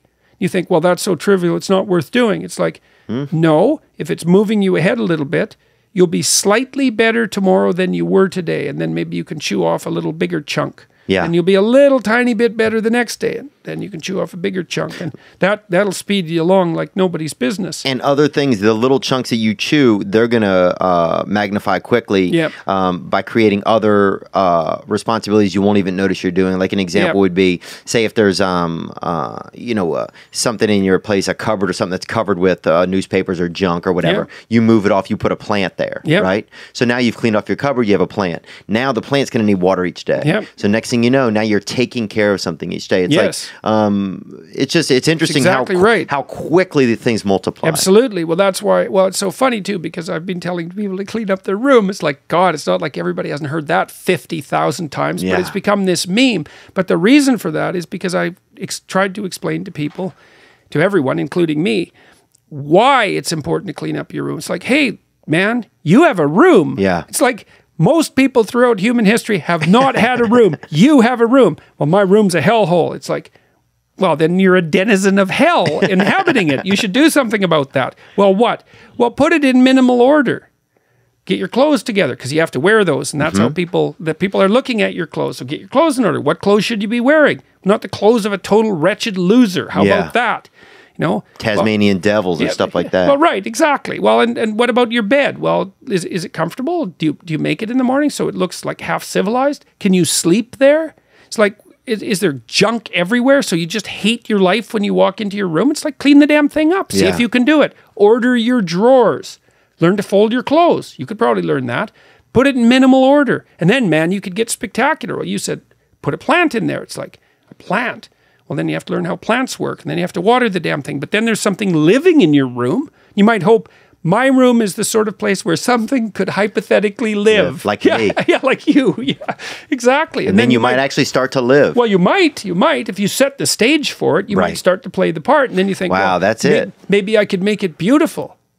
It's like, then not only would you have a room, if you want to get opposition from people around you who aren't happy about you trying to improve things, cleaning might not do it, although it might, because people think, well, who the hell do you think you are cleaning up your room? It's like, because are you better than me? It's like, well, maybe for a second, maybe you think you are. Maybe, man, maybe, if you're, maybe that's your brother, your older brother, or your father. He's all covered with Cheetos dust and his guts hanging out, and he's watching TV, smoking a cigarette, thinking, oh, you think you're better than me, eh? It's like, oh, well, it's not actually maybe that not hard. Today. Yeah. Maybe not today, but maybe in a week. There's going to be resistance. But that'll be nothing like the resistance you'll get if you try to start making your room beautiful. Man, that'll produce resistance, because beauty is absolutely terrifying to people, because beauty highlights what's ugly. And so if you start to make your room beautiful, then everything around that isn't like that just starts to glow, in the worst sense. So is that dangerous then, to beautify things? It's terribly dangerous. That's why people are afraid of beauty, but it's the greatest thing you can do. because it puts you in alignment with, like, beautiful things are beautiful for a reason. Right. That beauty has depth, like it's real depth, man. That's what gets you in touch with the transcendent and the divine is beauty. You introduce that into your room, you're playing with fire, and people will resist it. And so you can think, well, first of all, I'll make my room Spartan and clean and neat, sort of like military level discipline, like clean. It's like, okay, now you got it cleaned up. And then you think, my clothes are in order, I got it cleaned up. Well, now maybe I'll do something that'll make it beautiful. Well, then you have to learn what beauty is too, and that's really hard. Like and that'll be scary. And that's going to be scary because especially if you're a dude, you can't, you know. Well, you're also going to think, well, what the hell do I know? I have terrible taste, which is undoubtedly true. Yeah. So do your best, you know. Get a print of something. Get a print of a great painting. Put it on your room. It's like you think, oh, I don't know what the hell that thing's doing there. It's like, look out, man. That thing's got power. So look, think about it. I was in this museum a while back in New York, and it was, I don't remember which museum it was in, but it was full of these paintings from the late Renaissance. And so there was like a dozen of them in this one room. And like by people like Michelangelo and Da Vinci. Rodin, stuff like that? Well, or no? Rodin would be later, but the same caliber of artists, same caliber. And so I was in that room, and it's like every painting on that wall was worth $300 million, like minimum. You couldn't buy those paintings, like they're priceless. But if they ever went for market, that's about what they'd be worth. And there was like a dozen of them in there. I thought, wow, there's like $3.6 billion worth of paintings in this room. And then there's people all over the world, they're coming to look at these paintings. And you think, okay, look, here we are. We're in the richest city in the world, prime real estate, in this unbelievably expensive museum, in this sealed room. The paintings are worth $3.6 billion, and people are making pilgrimages from all over the world just to look at them. It's like, what the hell's going on? It's like, yeah, no kidding. What the hell's going on? There's beauty in those paintings. There's beauty, and it's magnificent. And part of what it does is say, you aren't who you should be. That's what beauty does to you. It's like that's why you're intimidated by a beautiful woman, a staggeringly beautiful woman. It's like, oh my God, attracted for sure, but definitely intimidated. It's like, well, that's because you aren't who you could be. Beauty does that to you. Because I'm not who I could be? Yeah, well, because beauty has that contrast. It's like... wow, if they're that beautiful, then suddenly look what I am. Look who I am. Oh. Yeah. That's when you need a drink. Yeah. Or like 10 of them. That's when you need, that's when you need that's when you need a relapse. That's right, exactly. Let's get into a couple of questions that we have from some callers, if you don't mind, Jordan. Sure. Thank you so much, man. This will be a familiar voice to our listeners. Hey, Theo, and hoping Dr. Peterson as well. This is Trick Lung Mickey, and I had a question to you both about self-awareness. It's an aspect of life that I'm a pretty big advocate for, and I find that more often than not, people are acting without a strong conscious thought before a lot of their actions. And so I'd like to hear your guys' insight on how to breach this subject to a loved one tactfully. What's a way, Dr. Peterson, that I could maybe assist in a loved one's, their growth in this manner without seemingly being arrogant or holier than thou as well? That's good. Oh, that's I'd a love hard to hear question. both of your guys' thoughts on this. And Mickey's a guy, he just got a lung transplant. He's kind of like been a mascot of the podcast over the past year. He had cystic fibrosis, and he just got a couple of new airbags. So he's, that's the best I've ever heard him talk. So he's using them. Oh, good. Well, Jesus, that's a hell of a thing. But that's a big question. Yeah, if you have some, like people are moving without thought now. It's like if you have information just on your phone, it means you have it inside of your head. And then people are making... people are moving or just... Well, you obviously have a specific example in mind. And so imagine that you're interacting with someone who is wandering down a kind of blind path and you want to broach it. And so the first issue is you kind of got to get the moral superiority out of your own tone, right? Because you're not lording it over them, because that's not going to go very well. Right. And then maybe you need to collect a few examples, so before you say confront the person or have the discussion, you could say, well, look, I noticed this and it didn't go very well and I didn't say anything about it. And then I noticed this, which was another example of the same thing, and I still didn't say anything about it. And then I noticed this, and it was the third thing, and like all three of those things happened and they didn't have very good consequences. And I'm kind of wondering, what do you think about that? Like, do you think that's working out for you? Is there something that might be done about it? Am I just being stupid here? And it's good to have a genuine question about it. And so sometimes you can, and you want to make it also, the other thing is you want to make it about as little as possible because you don't want to just wallop the person. Yeah. You know, when you want to tap them on the side of the head, you don't want to hit them with a sledgehammer. And so if you're trying to initiate a productive dialogue, you got to have your evidence in order, and you have to make the conversation about something small enough so it isn't going to destroy the person to confront. Something like that. Right.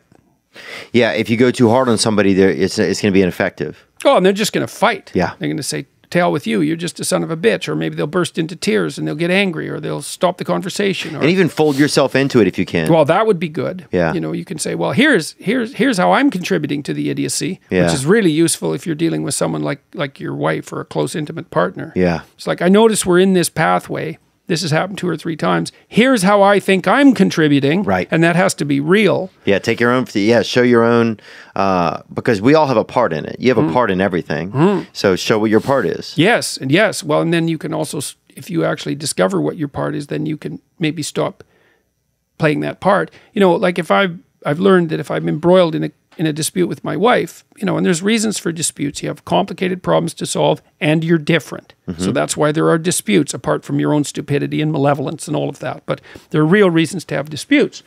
So maybe you're in a dispute and you can't get out of it, and you're trying to show you're right, and it's not going anywhere. And you think, okay, we better break apart because it's going sideways. If you go into a room and you sit again on the edge of your bed or a chair and you think, okay, probably I've done something stupid to contribute to this in some way. What might it have been? And if you ask like you want the answer, you'll get the answer. And it won't be an answer you like, and it won't be something you like to admit. You might think, well, it's only 5% my fault still. It's like, yeah, okay, but at least it's 5%. Then you can go back to your wife and you can say, here's the stupid thing I've done to contribute to this. And I figured it out, and I'll try not to do it again. And, you know, sorry, I'm so dumb. Yeah. And maybe if she's done the same thing, she can tell you the same thing. And then maybe now you're both like humbled a bit in the proper way. You can actually have a discussion that's aimed at solving the problem instead of attaining victory. Yeah. Why do we have to be right? Like I don't have to be, I hope to not have to be right a lot of times. I'm happy to be wrong. Like there's this thing out there these days that everyone, they just have to be right. There's no discussion anymore. Better to learn something than to be right. Yeah. Unless you're already right enough. And if you think you're right enough, well, look, if your life is perfect and everything's exactly the way you want it to be, you're right enough, man. Good for you. But Yeah. I haven't met anybody like that yet. And especially when you are commingling with others, that's when you have to, sometimes you have to not be right just for everybody to be okay. One thing that's worth thinking about, and I outlined this a fair bit in this book, 12 Rules for Life, is like, do you want to make friends with what you know, or do you want to make friends with what you don't know? And and because it's a good question. It's like, well, what I know, that's all secure, and it's easy. That's safe. It's easy, and it's fortified, and it's worked. It's like, yeah, fine, but it's insufficient, or unless everything's perfect, which it isn't. So it's insufficient. It's like, okay, well, if you make friends with what you don't know, and then you have a discussion with someone, and they tell you something you don't know, then you have the opportunity to be a little bit smarter. And if you're trying to avoid hell, let's say, it's useful to be a little bit smarter, a little wiser. And so even if you're having an acrimonious argument with someone, you know, maybe you can sift a little bit of wheat from the chaff, and you can think, yeah, well, most of what you're saying, it's nonsense. But, you know, that one point you made there, it's like, that's a point. You made a point. It pointed me somewhere, maybe somewhere slightly more valuable. I learned something. It's also why it's so useful to talk to people that don't agree with you. It's like, of course they're wrong. They don't agree with you. But, Yeah. Well, but maybe you're wrong about something. And so... Right. People want to feel just appreciated, even if you don't agree with them. Sometimes it's at least appreciating that they are presenting. You're just listening. Yes. Well, Carl Rogers had he's a psychotherapist. He had a real useful piece of advice about that. It's one of the rare pieces of advice that I think actually work in psychotherapy, because mostly that's about Suggestion. helping people discover what they need to do. They have to discover it. You facilitate that. Right. But Rogers said, look, if you're having an argument with someone, and this really works if it's someone close to you. It's like you're having this bitter argument. It's like, here's the rule. You have your say, then I am going to say what you told me. But you have to agree that I got it right. Right. And then the reverse. I get to have my piece, and then you get to say what I said. You don't have to agree. That's not the point. but you have to formulate my argument back to me in a manner that I agree with. And so you're going to reduce it to the gist. It means you're not going to treat me like an imbecile or a straw man. Right. And one of the things Rogers pointed out is if you do that, the arguments tend to become productive. So that's a lovely technique. It really does work. Because immediately you're recognizing what they're saying. You're at least you're at least listening. And the thing too is if you listen to someone, sometimes if you listen to someone, they discover the limits of their own argument. They think, oh, so they lay it out and they think, oh, well, I'm really not as mad about that as I thought, or, oh, that isn't exactly what I meant, or maybe there's something else going on here that I didn't understand. Like if you let them lay out the whole thing and you just shut up while they stumble around, then sometimes they stumble somewhere slightly more productive, and that's also useful. That's also, I think this is something that happens between men and women a lot. So a woman will be upset about something, and she'll come and tell her husband about it, and he'll try to solve the problem. It's like, well, wait a second. Now, and you think, well, the problem needs to be solved, so why isn't that okay for her? And the answer is, she hasn't fully formulated the problem. So you have to wait while she stumbles around. Not that women do that any more than men. That's not my point. Well, she stumbles around and says, well, here's why I think I'm upset. Here's one possibility. Here's another possibility. Here's another possibility. You might have to listen to 10 possibilities before the actual problem emerges. Because it's not like people always know why they're upset. Right. Sometimes they're, especially if they're just upset at the moment. Yeah. And then maybe something triggered it at work yesterday. And they their boss said something rude and they've been kind of stewing on that all day and that's made them irritable. And then they snap at something trivial. You think, well, what the hell's wrong with you? The person says, well, here's what it is. And you listen and you think, well, and then they stumble around and they think, oh, well, there's something else that's still bothering me. And like it takes a bunch of digging to get to the bottom. So you have to shut up and let that happen. And then maybe you can think, okay, how can we solve this problem? But if you jump in there too early, you circumvent the process of exploration. You can't solve a problem unless you formulate it properly. And that's one of the things that I think is so rough these days in our, especially in the U.S., I find, especially like in the mainstream, it's like there's no discussion. There's just like... Yeah, well, these long-form conversations are changing that. They're changing that, and maybe pretty fast, too. Yeah, look, I'm so fascinated. There were times when I'm like, damn, am I ever going to be able to have any sort of career in this world that I want to have a career in? And then... but then I see like a lot of like these, regular television shows. People just don't... But there's no authenticity in them anymore. Because I'd rather watch somebody be wrong, at least if they're trying to... be. Yes, absolutely. Well, that's good because that's life, right? people being wrong while they're trying to be. That's life. So if you don't find that engaging, there's real trouble to be had. And it just shuts people down. It's like, if I can't say there's so many accusations of racism and stuff these days. Now, say if I feel like there's racism in me, right? Somewhere inside of me. Yeah. And whether it was, who knows where I could have learned it from. Yep. Who knows if some of it is justifiable in the sense that a race was violent towards me or did something towards me that made me, or someone of a race did something. Yep. But it's like if it's like there's these people today that just want me to sign a piece of paper that would be like, oh, at one time I was racist, or I promise I'll never be racist. Yep. But whatever that is, it doesn't help me solve whatever. It doesn't help me get to whatever. If there is any discomfort in me about race, even about my own race, it doesn't help me get to that. Well, if you don't let people be wrong and stupid, you can't let them be at all. Yeah. And that's actually a huge part of the reason for free speech. It's like we have to stumble around like morons to stumble upon the truth. Yeah. We're going to say stupid things. We're going to say wrong things. Yeah, that's why it wasn't costly speech. Because if we needed to make it free because we were going to fuck it up so much. Yeah. Like it was like, it's got to be free. Right. Because we're going to use so much of it to figure out where we're going. Yeah, no, exactly. That's right. If there was a cost, if it would be way too high. It'd be way too high. Good point, man. That's a nice way of thinking about it. But yeah, I and that's one thing that you have a gift, and I don't know if it's a learned one or if you feel like it's just something from, a higher power, or that you're a conduit for this, that you don't sound too much. You sound like a know-it-some, but you don't sound like a know-it-all. I always include myself in the audience that I'm speaking to. It's like, maybe it isn't that you need improvement. It's that we need improvement. Yeah, and I'm in there, man. I'm in the group of people who could use some radical improvement. And you believe that, though. Definitely. Yeah. Absolutely. Look, I mean, Yeah. So do I. Like, sometimes I'm just talking just because I'm hoping somewhere in all of it I'll help myself.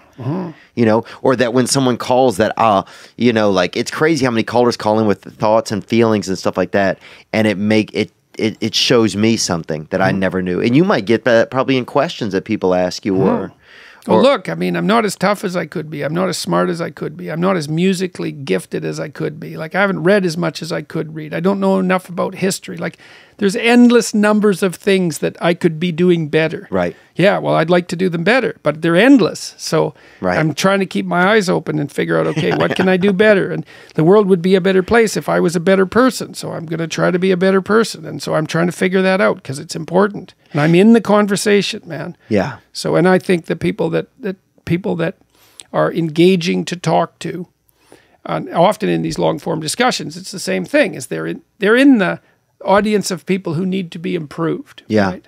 So at least when the dialogue is going well, you know. And so when I hear like the last caller and he comes up with a question like that, it's like, yeah, that's a real question, man. That's like something to grapple with. So I like that. I like that, man. Yeah. Hey, Theo, this is Tyler. I live in Tennessee.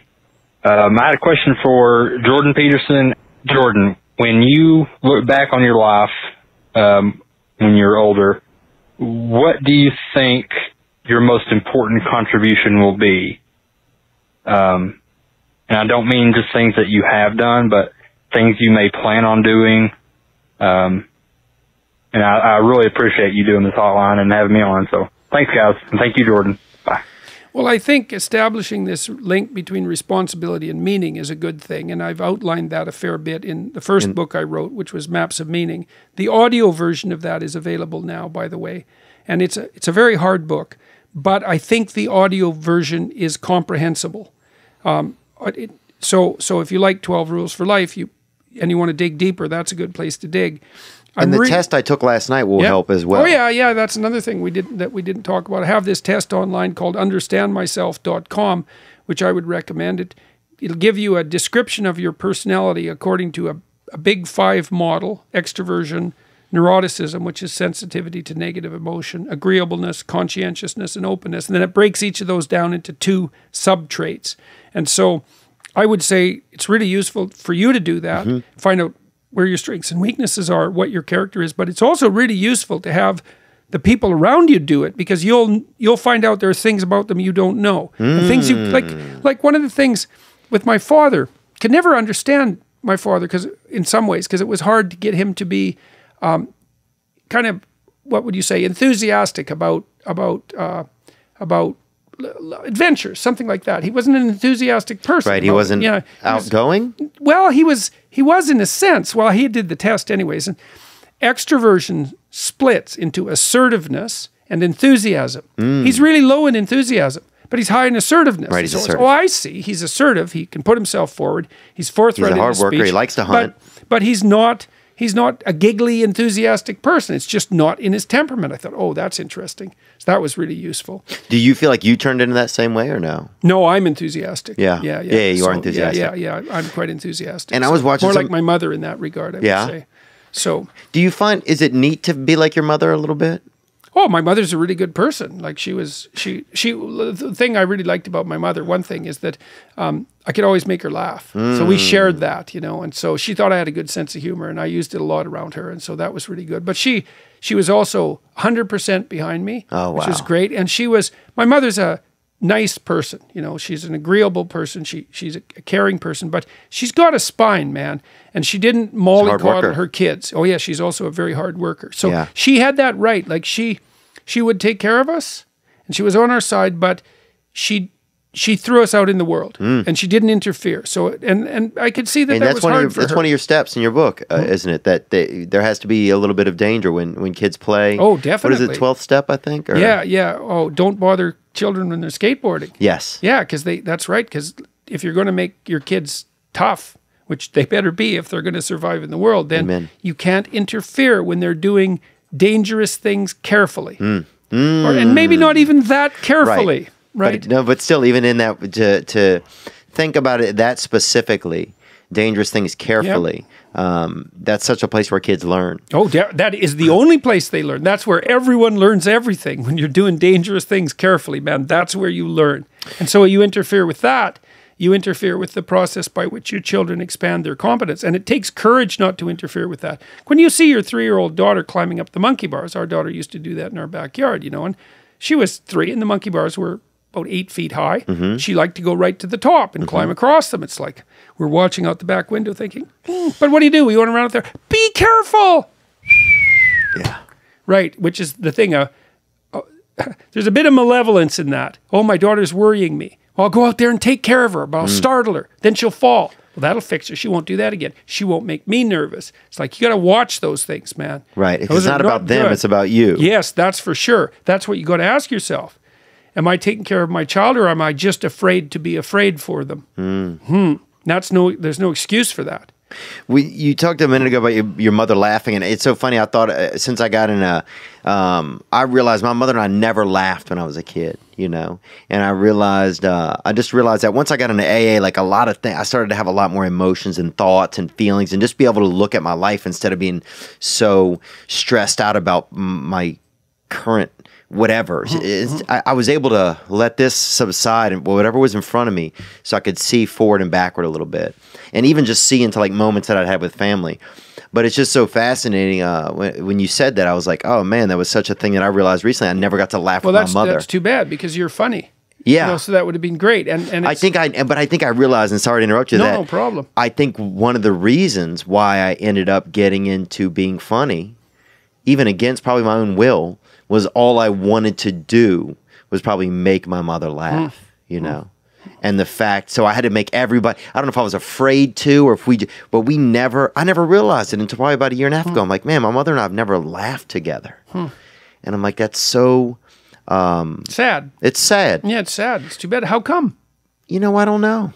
I think you have to tickle her the next time you see her. She was a hard worker. You know what? Yeah. There are little things I start to have little plans when I'm talking to her on the phone. Yeah. I'll make like a goofy voice or something just to see, because we've never done that. Yeah. To think that my mother's never heard me be goofy, or that I've never heard her step out of, whatever, laughter zones or something that we built or something. It's just... Well, it might be interesting to see if you can make an inroad there now that you've realized today. But it's so powerful, and if there's people out there that have children and they're not having that experience, it's just such a...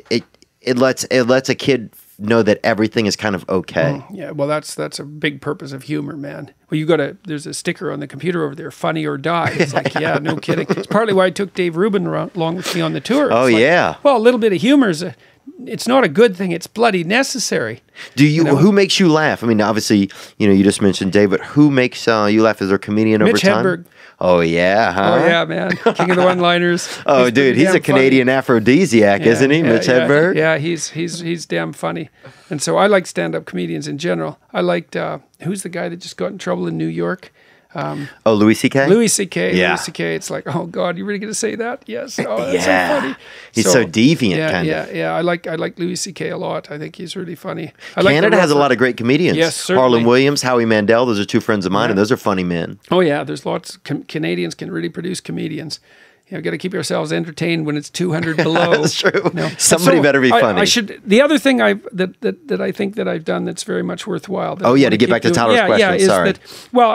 I did a series of biblical lectures last year, and those were very much worthwhile, and they've got a lot of attention on the web, and I'm definitely going to continue doing that. So I'm starting to lecture about Exodus in November, and I want to walk through the whole corpus of biblical stories and look at them from a psychological perspective. So I'm hoping that will be important, because those are foundational stories, and if your foundational stories are ignored, then the foundation shifts and the whole thing falls, and that's not good. So and that goes back to even what I think a lot of men are connecting with you, even that there's a foundation or something that it somehow is missing. There is. And yes, definitely. I'm trying to put that foundation back. And the foundation is in those stories. Yeah. And part of those stories is about the fact that, the world is a battleground of good and evil on a and how exciting is it that it is? Exactly. No it's kidding. So much more exciting. And I find faith to be so much more exciting. Like, so what? What if I'm wrong and there's nothing? I'd rather take a chance. Yeah. I'd rather take a chance and have some sort of a relationship with a higher power, Well, you can as also- opposed to being alone. Well, you can nothing also feels worse than discover being it. alone. It's like, look, are there things that you do that are meaningful and things that are not? It's like, yes, clearly. It's easier to find the things that aren't meaningful, but there are things you do that are more meaningful. It's like, okay, how meaningful can meaningful get? Well, it can get really meaningful. Like, there's no limit to the depths of meaning. I mean, that's partly what people discover if they play with psychedelics. Yeah. It's like, there's a bottomless pit. Oh, you can go to like- another universe. I remember at one point in my head, it was like, knock, knock. Who's there? Us. And I was like, who's inside of me? Like suddenly there was more than one voice in my head. And it's like it was like awakening a twin or something. You know, yeah, it's immense. It's immense, the levels that I'm learning you can go to with love. And in my life right now, a lot of it is love and acceptance. But I'm guessing that with faith, it's probably things can get really, really deep. Just the observation is that some things are more meaningful than others. It's like, okay, fine. Then what's the ultimately meaningful thing?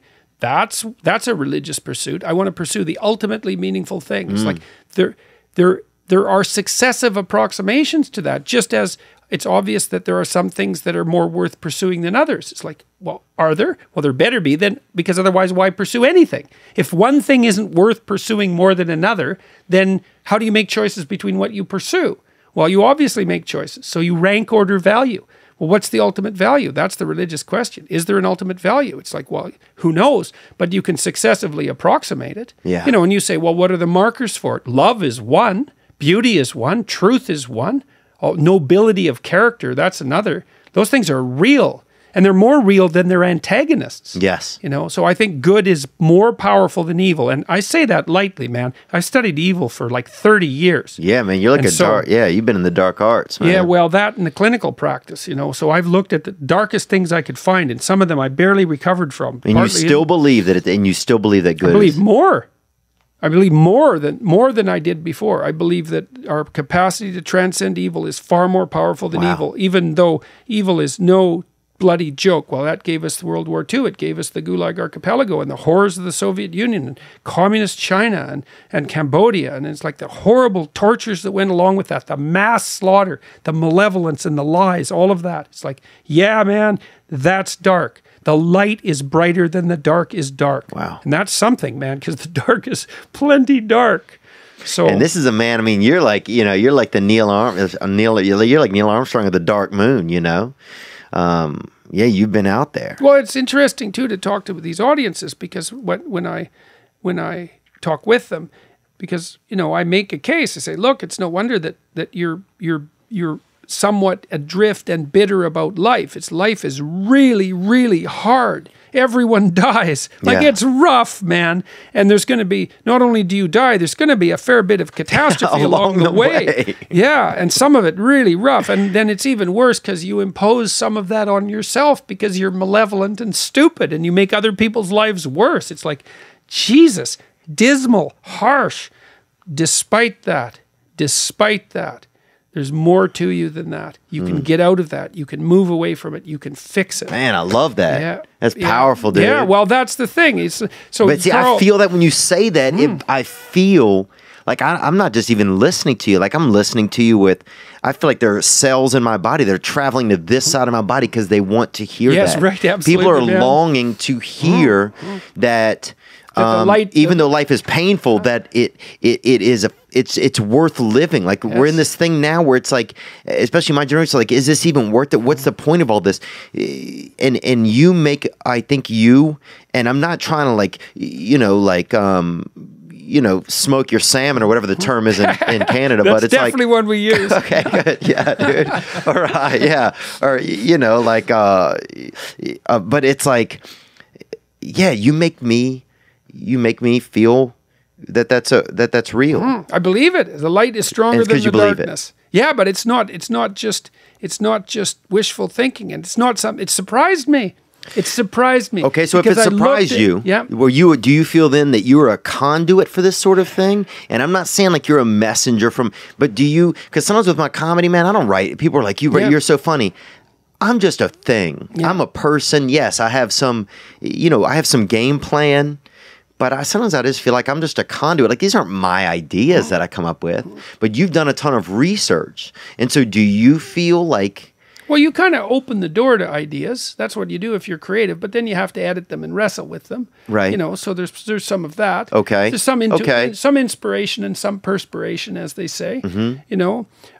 The darkness issue, it did surprise me because, like, when I wrote Maps of Meaning, which, as I said, was my first book, I started writing that in 1985, and I picked the worst problem I could think of to solve, the worst thing, and it had to do with what happened in Auschwitz. There was something that happened in Auschwitz. It was a variety of this problem. So people were packed into cattle cars and shipped to Auschwitz, and that was rough, man. Like, they were packed into the cattle cars. So if it was winter, the people around the edges froze to death, right? They froze. And if it was summer, the people in the middle died because they got too hot, right? It was horrible, right? It was horrible. And then they were taken to these concentration camps, right? And then the concentration camps, of course, had the gas chambers and the incineration I've seen them. chambers. I've been to visit. And But yeah, I've seen them. Right. And so one of the things the guards used to do is they'd take the prisoners off the cars, and it's not like they hadn't already been tortured quite nicely and were already headed for death. And so it's already pretty much as bad as it could get. But, oh no, that wasn't bad enough. So one of the tricks the guards used to play was they'd get the prisoners who could still more or less move to carry a sack of wet salt from one side of the compound to the other. It's like when you think, well, that's not so bad. It's like, yeah, it's bad. Those were the size of cities. This was a major journey, and it was a 100-pound sack of wet salt. And especially when your pores are you're hurt, cuts open on your body. But then they would have them carry it back. You see, and that's the little twist there. It's like, well, it's one thing if you're a guard and the damn salt needs to be moved, and you're just the slave owner whipping the whip. But at least the salt has to be moved. The wall has to be built. There's something in it. There's something in it. Carry that there and now carry it back. It's like, okay, so that wasn't the question I was trying to solve. The question is, what would I have to be like to do that and enjoy it? Right, because there were people who did that, and they were people, and they enjoyed it. And there were a lot of them. Right, and there were a lot of them, yes, and they weren't so different from you than you think. Wow. So that's the thing that I was trying to figure out. I was like, what the hell's at the bottom of that? Well, that was the darkest places I could find to look. There's this story. This is a story of King Arthur and the Knights of the Round Table. So they're off to look for the Holy Grail, which is the container of the redeeming substance. So it's value itself. It's the ultimate value. Well, they don't know where to go look for the Holy. It's the cup that held Christ's blood from the cross, or maybe the cup that he drank at the Last Supper. Yeah, it was in Indiana Jones, too. Yeah, that's right, of course. And the Holy Grail is a very, very old idea, and it stands for the ultimate value. Where do you go to look for the ultimate value?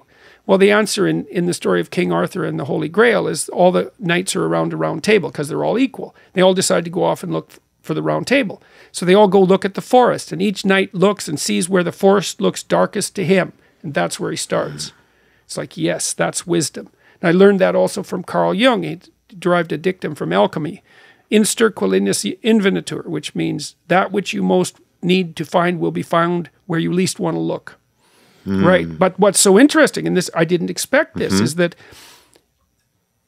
if you peer into the darkest dark, you find the brightest light. And I never expected that, but that's what happened. I thought, oh, this is horrible even beyond what I could comprehend.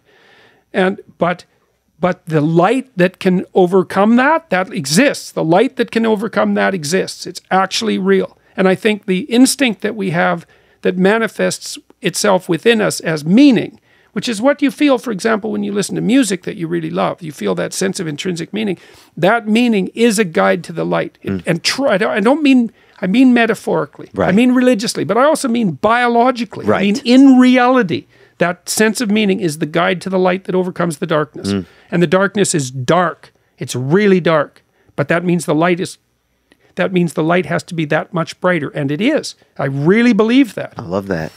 And just since you've gone there, it's like it's so real, man. It just seems so real when you say it for some reason, because you've done the work. You've seen, you've tried to start at that darkest spot, and then to still say that.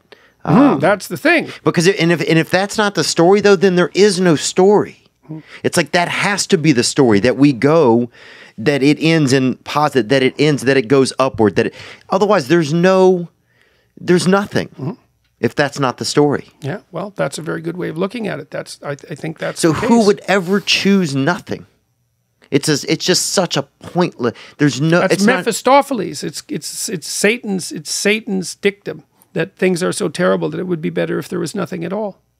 Yeah, that's. There's a whole line of German literature, speculative literature that was laid out by a man named Goethe, who wrote a play called Faust about a man who sold his soul to the devil for knowledge. And Mephistopheles features in Faust. He's the tempter. He's Satan himself, and his credo is, life is so terrible it would be better if it was replaced by nothing. It's an apocalyptic desire. I'd hate that though. Yeah. Well. Yeah, well, that's the thing. There are times when I didn't know if I would, but Yeah. now if I think, and even the first thing that comes to mind, like my little niece I saw her this weekend, and she would smile. Yeah. She had a cup full of potato chips and she was just laying on a dog's back that she Right. just met this dog Yeah. and putting him in his mouth. And I'm like, I know Better it's that silly. exists. Oh, better that exists. Yes, there you go. That's it. If a that's million it. people had lost it, whatever's happened in the past, Yeah. there's this one moment right now that makes, and I don't even know if she she's only 2 or something, so Yeah. we don't even know each other really. Yeah. But there's this one little moment that makes it all worth it. Well, so, in the last chapter of my book, it's called Pet a Cat When You Encounter One on Yes. the Street, and it's about the experiences my family had when my daughter was unbelievably ill and suffering like mad. It's like, well, because that's the real limit case. Is this worthwhile? It's like, well, what about when a child is suffering? An innocent child is suffering terribly. It's like, well, how do you justify that? And part of that is, well, some of the advice in that chapter is practical, but some of it is you notice those things. You notice those little glimmerings of beauty. You notice those little glimmerings of that sort of transcendent reality, and that's what keeps you going. And you saw that with your niece, and you can see those things if you keep your eyes open, right? Yep, and you better, because they keep you alive. And what makes me what then I notice if I'm able to do this then afterwards is tell another person about it, even if it's like a man and it seemed like it's kind of like a weird thing to tell a dude. Like it shows some vulnerability for me. Yeah. Then it that also shows some ability to pay attention and see them too, man. So that's but even it better. makes it gives it even more value. For some reason, like whatever I can do, if I can be vulnerable after it somehow in some way.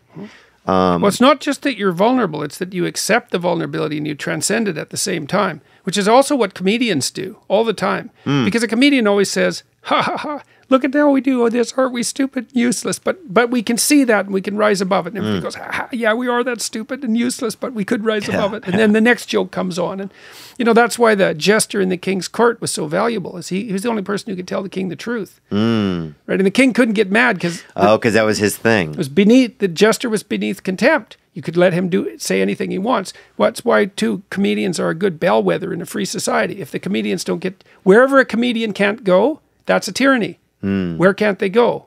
University campuses. Right. University campuses. Right. The comedians say, I won't go there. It's like, oh, why is that? Something's because wrong the there. king is so tyrannical, he'll kill the jester. It's like, that's a tyrant.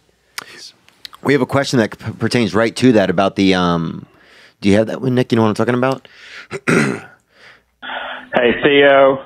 Love the show. Big fan of you. Big fan of Professor Peterson. Got a question for Peterson. When does he think that all these Marxist-leaning professors really came to prominence in academia? Because I graduated from a philosophy program in 2011, and it just didn't seem that radical or left-leaning to me, the culture. So I was wondering if there's some very recent change or professors that have risen to prominence, like in the last few years, or if this has been, if I just went to a more level-headed place. That's a good question. And I was listening to you on Joe Rogan talking about how you believe a lot of this has started with college campuses. A lot of this, some of this wild thought. And anyway, you can answer this question, but well, the ideas have been lurking for a very long time, and they've manifested themselves in various forms of Marxism throughout the 20th century. And of course, that has its historical precursors. I mean, there was quite an upswing of leftist thinking in the 1960s, and then that sort of faded away to some degree through the 70s and 80s, and then it popped back up in the 1990s. There was quite a spike in political correctness in the early 1990s, and then probably because the American economy just started to boom that sort of faded away. And then in the last 5 years, it's just gone completely, well, it's just, we hit a tipping point of some sort, and why, I don't know. And maybe in the philosophy department, you were somewhat buttressed against that, because philosophy is actually one of the few disciplines on the humanities end of the spectrum that seems to have been relatively uncorrupted. I don't know. I think we hit a tipping point of some sort, and it might also be that more and more administrators have also become politically correct. So it's not just the faculty members, it's also the administrators, and some of that's under legislative pressure. So it's not only the fault of the universities. I don't know. I think that, you know, something can be the same for a long time, be slowly, slowly changing. So a larger and larger minority of people are radicalized, and the people with the contrary views are shut out. And then all of a sudden it's so many of them that the whole thing just tips. And something like that has happened. And I mean, it's been quite well documented by people like Jonathan Haidt, is that there are no conservatives in the social sciences. Yeah. So even the liberals, well, like me, that's basically my position politically. It's like I'm a classical liberal. It's like, well, you're a right-winger. It's like only compared to you radical leftists. That's how I was. I moved out here, and I felt like more liberal than the environment I was from. And then I get out here, and you can't even, I mean, man, you couldn't even talk during it. I was afraid to talk because of my accent. Because of having a Southern accent anytime during the election. Like, I mean, oh, you can't even imagine. Wow, man. I mean, and I mean that. I was afraid. No, I believe you. To I believe talk. you. And that, like, Right. and also from an industry that's supposed to be so accepting. It's like Hollywood's like, we're so accepting of everyone. But yet, you know, and I talk about this when I was like, you know, black actors and actresses were begging for Golden Globes 2 years ago to be included, you know, or in the Academy Awards to be included, you know, saying they weren't getting, like, and there's no one, for the amount of people that live in the area that I'm from, there's nobody, there's 2 or 3 people with Southern accents even on television, you know, or in, like, it's, Right. I don't know. I've just never felt less welcome in a place in my life that I fought so hard to get to. And so I've had a troubled relationship with this industry sometimes. But thankfully, to things like podcasts and stuff like that, it's starting to, people are starting to at least I can have some sort of a voice, because I can, you know, create my own. And my voice isn't even a bad voice. Like, I'm trying to come from a great place, but it's just, I don't know. I've just never felt less welcome, kind of. Well, you're creating your own audience. Yeah. So more power to you. Yeah. You know, and you haven't been doing it for very long. So who knows where it'll go. A year and a half. Yeah. I mean, yeah. And it's amazing how the audience comes and then how they lift you up, and that makes you feel, it makes you feel not emboldened, but makes you feel like, man, I can trust my instincts a little bit more. Right, exactly. Were you always able to trust your instincts in your life, did you feel like?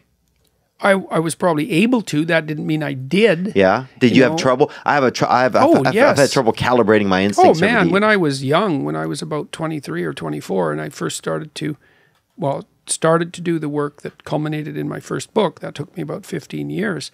I had this, I outlined it in the preface of the book. I had this experience. I was starting to understand that it was really not a good idea to say things that weren't true, that you didn't believe to be true. And then, so I started thinking that through, and I was also starting to wrestle with this problem of malevolence at the same time. So those two things kind of got tangled together in some way. And I had this experience where I kind of split in some sense, and part of me was the old part that was talking. Like, I was kind of a combative talker, and I'm still, you know, I still talk a lot. It was always been part of my nature. And but part of me split off, and it was watching the part that was talking. It was going, well, you don't believe that. That's not really true. That's not really your idea. It's like, you're just saying that to sound smart. You're just trying to win this argument. Really critical, eh? I thought, what the hell's going on? Either this part that's critical is correct, and the other part is not so good, or the part that's doing most of the talking is good, and what the hell's up with this critical part? I didn't know, and I thought, okay. But I did notice that there were some things the critical part wouldn't object to when I said, wouldn't object. And I thought, okay, what if I tried to not say anything that this critical part objected to? And so then I'd say something and it would object, and I think, no, I didn't get that right. And then I'd try to reformulate it and continue to reformulate it. And then finally, I got to the point where I stopped saying most of those things, and this critical part stopped objecting. And then I noticed that all of the things that I was saying that the critical part was objecting to were actually things that were making me weak. Wow. And they're not full truths? No, they weren't. They weren't at all. Like I thought, 95% of what I said was some sort of lie. Right. Oh, whoa, 95%, man. That's a lot. But that's similar to a comedy. lot. It's similar to comedy. In the beginning of comedy, it's like I'm just telling jokes to learn how to tell jokes a lot of times. I'm saying making up stuff. And then now I've gotten more authentic. And that's when things have definitely gotten better. Right. Well, it is associated with that authenticity, right? To find your authentic voice. Yeah. Right. Which is the voice that you have a right to. It's something like that. And Yeah. that you also have taken responsibility for both of those that's things. interesting. A voice that you have a right to. Yeah. Well, because I Never had these thought about it ideas like that I could say, but they weren't my ideas. I didn't have a right to them. I hadn't earned them. Even though I could formulate the ideas, I'd taken them from books, say. Wow. So I could be a mouthpiece for the ideas, but Right. I didn't have a right to them. They weren't mine. I hadn't earned them. Yeah, and that's crazy. I feel like there's a different type of person in the world that has had to take responsibility for themselves, you know, and has had to earn their voice. Right, then they have a real voice. They have a real voice, and they're not just saying stuff. They're They're not just braying like a donkey. Yes. That's what happens in Pinocchio, right? Yeah. He ends up transformed into a braying jackass because he isn't saying the truth. Yeah. Right, you're a braying jackass. It's like, well, you have to earn it. You have to rescue your father from the abyss in order to earn your voice. Yeah. Right, so yeah, that's exactly right. Down into the depths, into You have the to earn darkness. it. Get in there. Get in there. Let's hear. Yeah, this is good. Let's hear this. And this is more of a comment for both of you, not a question. I just want to call in and say thank you to both you gentlemen, because I'm at a better place now in my life than I've ever been, you know, and those are big changes from the man that I was 6 months ago, you know, and both of you were there when the gears started turning. You've been there throughout, and I'm making this call right now, so I just want to say thanks, man. I hope you guys continue to do what you do, you know, to give people like me out here strength and guidance, you know, and people like the man that I was 6 months ago, because I wasn't stagnant 6 months ago, you know, I was getting worse, you know, and I've done nothing but get better. So that gap just continues to widen as things go on. And I don't know, it's just such a powerful thing. It's just such a powerful thing that you two do, and I hope that you keep it up. You know, I pray that you do, and God bless both of you. Thank you. Hey, man, Nice guy. that's a good video. That's a good video, man. Yeah, that's great. That's great. And Right, he's it's right. great. You don't stay stagnant, you get worse. Like Yeah. a swamp doesn't stop rotting, right? The rot just gets deeper and deeper. There's no stagnant and staying the same. There's just stagnant and worse. So that was great. That's what it's like doing this tour. Yeah. And you know, you could tell that he looked great. He was sincere. He looked great. Yeah. Yeah. And then he was sincere, right? And so it's moving. It's that sincerity. You talked about yourselves moving, eh? Yeah. Yeah, well, sincerity is moving. It moves you to a better place. That was great. And that's the sort of thing that people are telling me when I'm out on this tour. It's like, And when you the never people- get tired of that. It's like, yes, right on, man. Right. Things are better for you. Hooray. And is there any way that you notice you were able to keep from that building up, like that landing in an educational place for you, and that landing in an ego place for you? Oh, well, I'm just like, well, I'm not attributing it to myself. Right.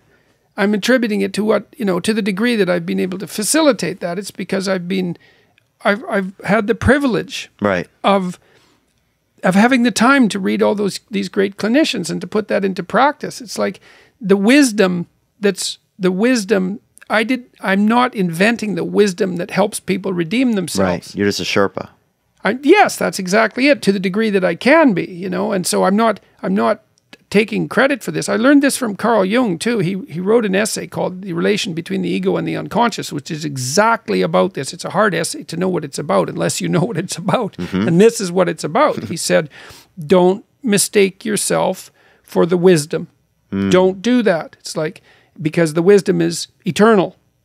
Right. The wisdom will be here. The wisdom was here before you, and it will be here after you're gone. And maybe if you're fortunate, you can bridge the gap. You can tap into it. You can dip your cup into it. Maybe you can do that. But it's like, you know, you're the surfer and you're not the wave. It's Right. like you might be the cup, but you're not the well. And so you need to know that. And so when I hear this, I think, well, yeah, what I hear is, yeah, this information had the same effect on me. So yes, hooray. But I don't think, well, like that. man, I've done that. It's like, no, I'm pleased to be a part of it is what I think. I'm pleased to be a part of it. And that's definitely the case. Yeah. What I hear is that you're grateful to be the cup. You remind yourself of that. Well, and I'm so happy. I think when I hear someone say that, I think, okay, A, you're not descending towards hell. And that's great, because if you go to hell deep enough, you can take a lot of people with you. Yeah. So at minimum, this gentleman is much less likely to do reprehensible and terrible things. That's a big plus. But it also looks like he's on the doing good path. stuff. Yeah, he's on the path. He's doing more for himself, and maybe he's going to be good for other people too. It's like God only knows how that might manifest itself, because people are quite remarkable. And if they stop getting in their own way, it's like the sky's the limit, right? And really, It really is. The sky really is the limit. We're really amazing is. creatures, man. God only knows what we could come up with. Yeah. I mean, look what we've come up with in the last 20 years. Yeah. So, and who knows where we could go, especially if all of us were pulling together, man. Who knows where we could end up? I love it. Nick, you want to play another one? You know, Dr. Peterson, I'm a big admirer of yours, and I really enjoyed your event at the Beacon Theater in New York City back in March. But my question to you is, how do you manage to keep your cool in confrontations and highly stressful situations? You know, you're kind of like a Canadian psychology version of the Fonz, in my opinion. And one situation I would like to refer to is during the Monk debate, where Michael Dyson, I think his name is, he made that comment referring to you as a mean, mad white man. And, you know, you managed to stay on topic, not let it, you know, make you angry or anything. You know, I'm sure there's things you wanted to say to him. You still managed to stay on topic and keep your cool. So, you know, any advice on how to do that would be great. That's a great question. Yeah, it is a great question. When we get rattled, how do we stay cool Yeah. so we can stay on message and stay in direction? Well, you have to kind of decide what you're aiming at, you know, and I mean in a fundamental sense, because that helps you stay oriented. You know, I'm not trying to bring excess damage into the world. And so partly what you do is when you're attacked is you can defend yourself with minimal necessary force. And I really mean it's a real art to use minimum force, and it works way better. It's a way more effective form of defense. And so, like, I didn't let what he said go unopposed. I said to him that there was no excuse to bring, like, he can call me a mean, mad man. That's fine, because maybe it's true, and he's certainly entitled to that opinion. But to add white to that just seemed to bring an arbitrary element of racism in, and so that's what I said, and that was a good enough defense. But also in those public fora, it doesn't hurt at all to let people expose their agenda. And so if you're attacked, you think, well, is this a good thing or a bad thing? It's like, well, it's an awkward thing, and it can be an aggravating thing, but it isn't necessarily a bad thing to let people who are attacking you for unwarranted reasons reveal their full agenda. You can see their weapons then. Well, yeah, and you can see them. Right. It's like, okay, well, what are you up to attacking me? Well, it's because you're bad. It's like, maybe go on with your attack. Right. Well, maybe it has nothing to do with me. Right. Now And so- you're learning a lot about me. Yes. That's the question is, who is this attack about? Well, maybe it's about me. Maybe it's about you. Yeah. And so if that's public, it's like I'm willing, to the degree that I can manage this, I'm willing to allow the attacks to progress, because I'm hoping that they might be about the attacker and not about me. You know, and it's a hairy game in some sense, a high-stress game, because there are things about me, you know, because no one's perfect, that's for sure. And so some of the punches land, but most of the time, and this has happened over and over again, it's like, no, the attacks reveal more about the attacker than me. Yeah. And so that's been good. And so then that's a strange thing. It's like, well, why should I be thinking that this attack is bad? It's uncomfortable, it's stressful, and all of that. But some of the best things that have happened to me, let's say over the medium to long run, in the last 2 years, have emerged directly from the most vicious and unwarranted attacks. It's like, well, no, they didn't use knives, so that's good, because you don't recover from that. You know, so I know there's a limit to this sort of argumentation.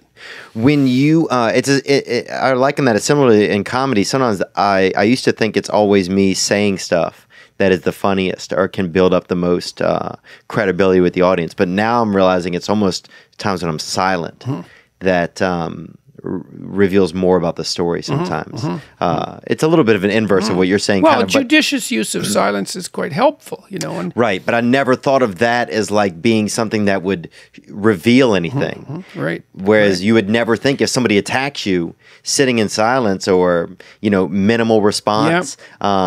Being the most effective response. Right, because retaliation, that's not even, that's retaliation. It's not even, it's so unorganized. Well, and the thing is, you do have the right and maybe even the responsibility to defend yourself, but the question is, well, what's the most effective defense? And it's sort of like when you're disciplining children. It's like, well, how much force do you use? The minimum necessary, the absolute minimum necessary. Now, that takes a lot of judicious interaction. It takes a lot of judgment to get that absolutely right. But it's the same in a public forum. It's like, well, how hard should I defend myself? Well, it turns out my experience has taught me over and over, minimum necessary force. And so it's probably even better, well, it's not better to err on the side of less force. You don't want to err at all. But a little detachment, a little patience, a little faith in the judgment of the audience. That's the other thing. It's like, that's the other thing I think is like, if this everything plays out, then people will make the right judgment. Not everyone, of course, not everyone. But wisdom will prevail. Right, that's what I think. I'm willing to see if that's the case. Willing to assume that will be the case. Do you? How do you prep for a debate? Is it like, do you have a Gatorade or something before? What do you do? Bubbly water. Well, the only thing I eat is like sparkling water and meat. So I have some sparkling. It's like, it's so funny because I'm on these tours, and if you're renting theaters, they ask you, well, what do you want before the tour, right? So you can pretty much specify whatever you want. Like Perrier and prosciutto. Yeah. Well, that's like, I'll have six bubbly water. It's like, that's all you want? It's like, yeah, I know it's really sad. I could have 20 dancing girls and a whole buffet. So if you got some water, and put some bubbles in it, man, because we'll have a real party then. What is like a and I know you have your special diet, but what's a guilty pleasure kind of?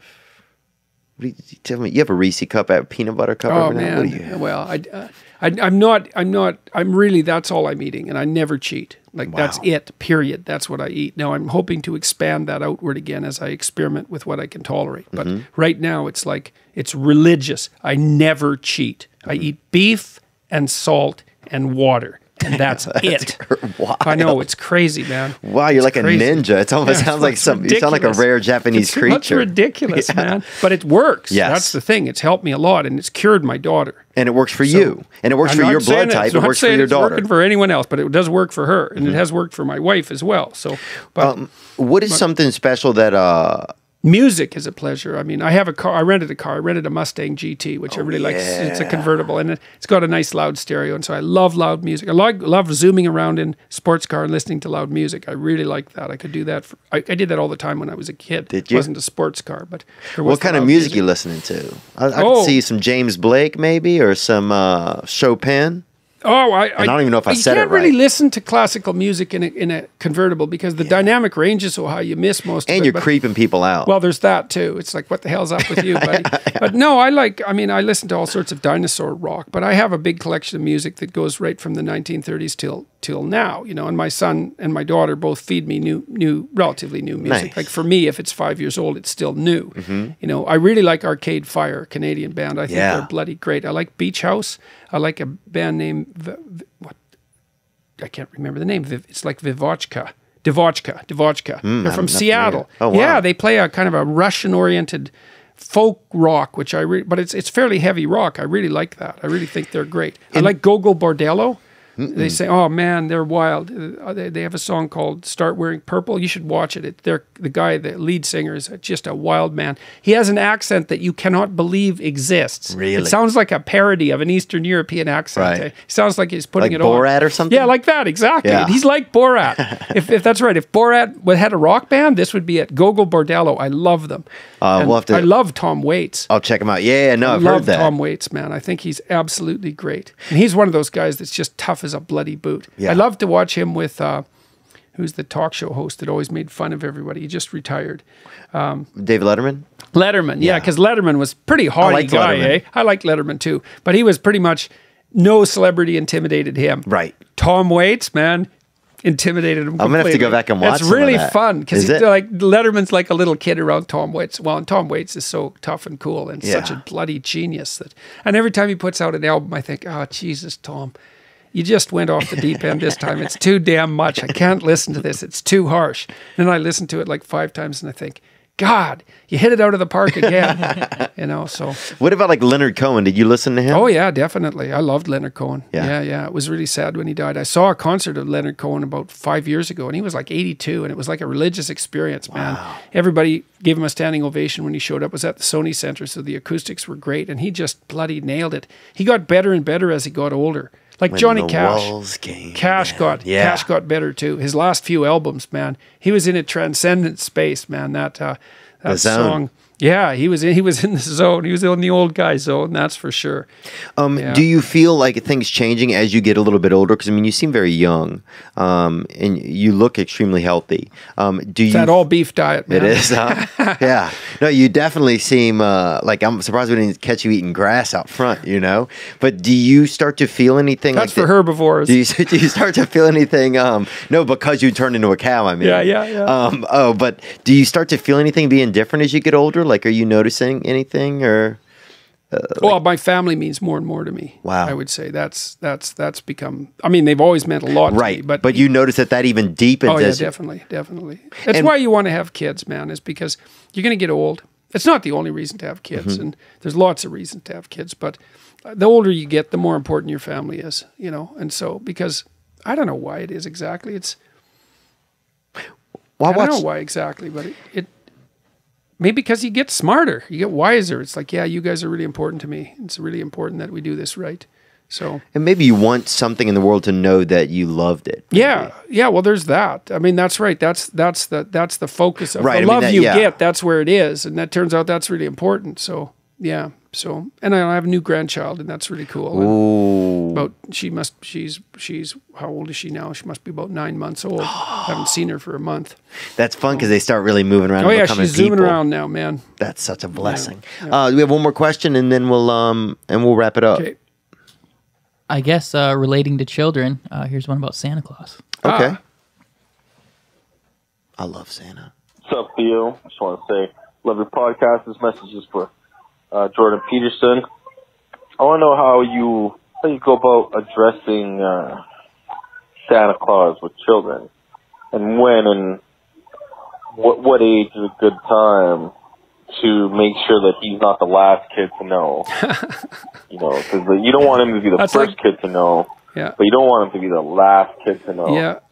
Especially in Canada, you guys are up closer to Santa, so you guys have to deal with this more. Yeah, exactly. It's more real, man. Oh, yeah. It's a good question. I would say, like, if you're doing everything you can to reward your kid for being awake and alert and figuring things out, you probably don't have to worry about it, because if he's sharp and with it, he won't be the first or the last. He won't, and if he's the first, he won't tell the other kids and spoil it either if he's together. So I would say, don't worry about it too much. It's a good game to play with kids, Santa Claus, you know, and it is kind of based on the idea that if you're good, there'll be something in it for the future. And so, you know, you might think, well, it's a lie to tell your kids that Santa Claus exists, but it's not a lie. It's a game. It's like a drama or a play. It's a lot. I mean, like a movie isn't a lie, right? It's fictional, but it's not a lie. It's a story. Well, Santa Claus, it's a story, and Santa Claus is a fiction. It's a little theater that you have with your family, and your kid will clue in and start asking. And I'd say when they ask, you can say, look, it's a game that we played, and it's a fun game, and it's for kids, and now you're older, and good for you. You're growing up, and you figured it out, and you give them a pat for being so smart, and you say, well, when you're older, you can play Santa Claus with your kids, and then you'll have fun too. So you get it, because it's a bit of a loss when a kid figures out that Santa Claus doesn't exist, and maybe they feel like a bit of a fool and that they can't trust their parents, although they don't usually. But if you tell them, look, it's a game, it's a theatrical game, and you play it for kids, now you clued in, and so it means you're getting older and more mature, and you give them a pat, and you say, good for you, and like, wasn't that fun? And then that's the end of that, and then you can do it again when you have grandkids if you're lucky.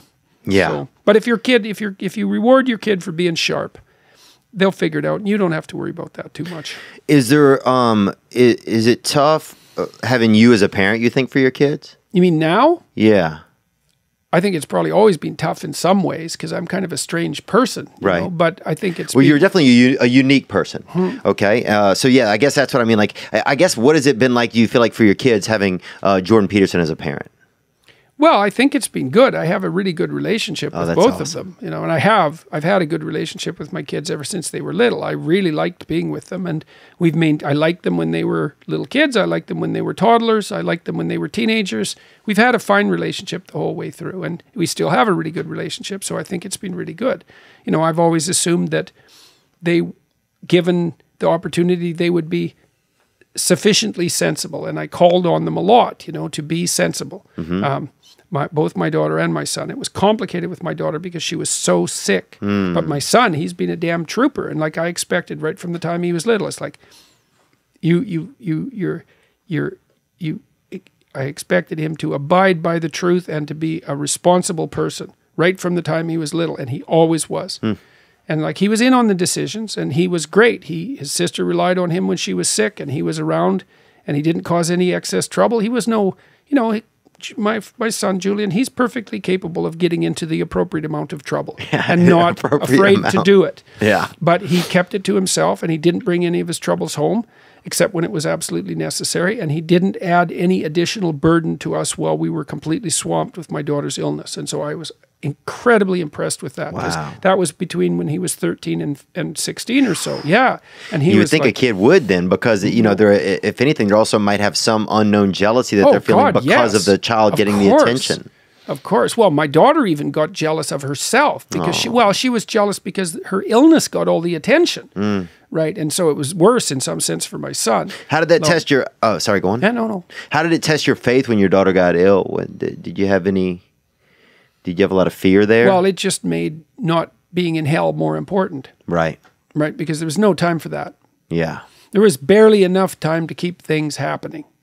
Any additional trouble, we would have been done. Yeah. So luckily we had got the trouble to a minimum by that point. My wife and I, our relationship was good. My relationship was solid with my son.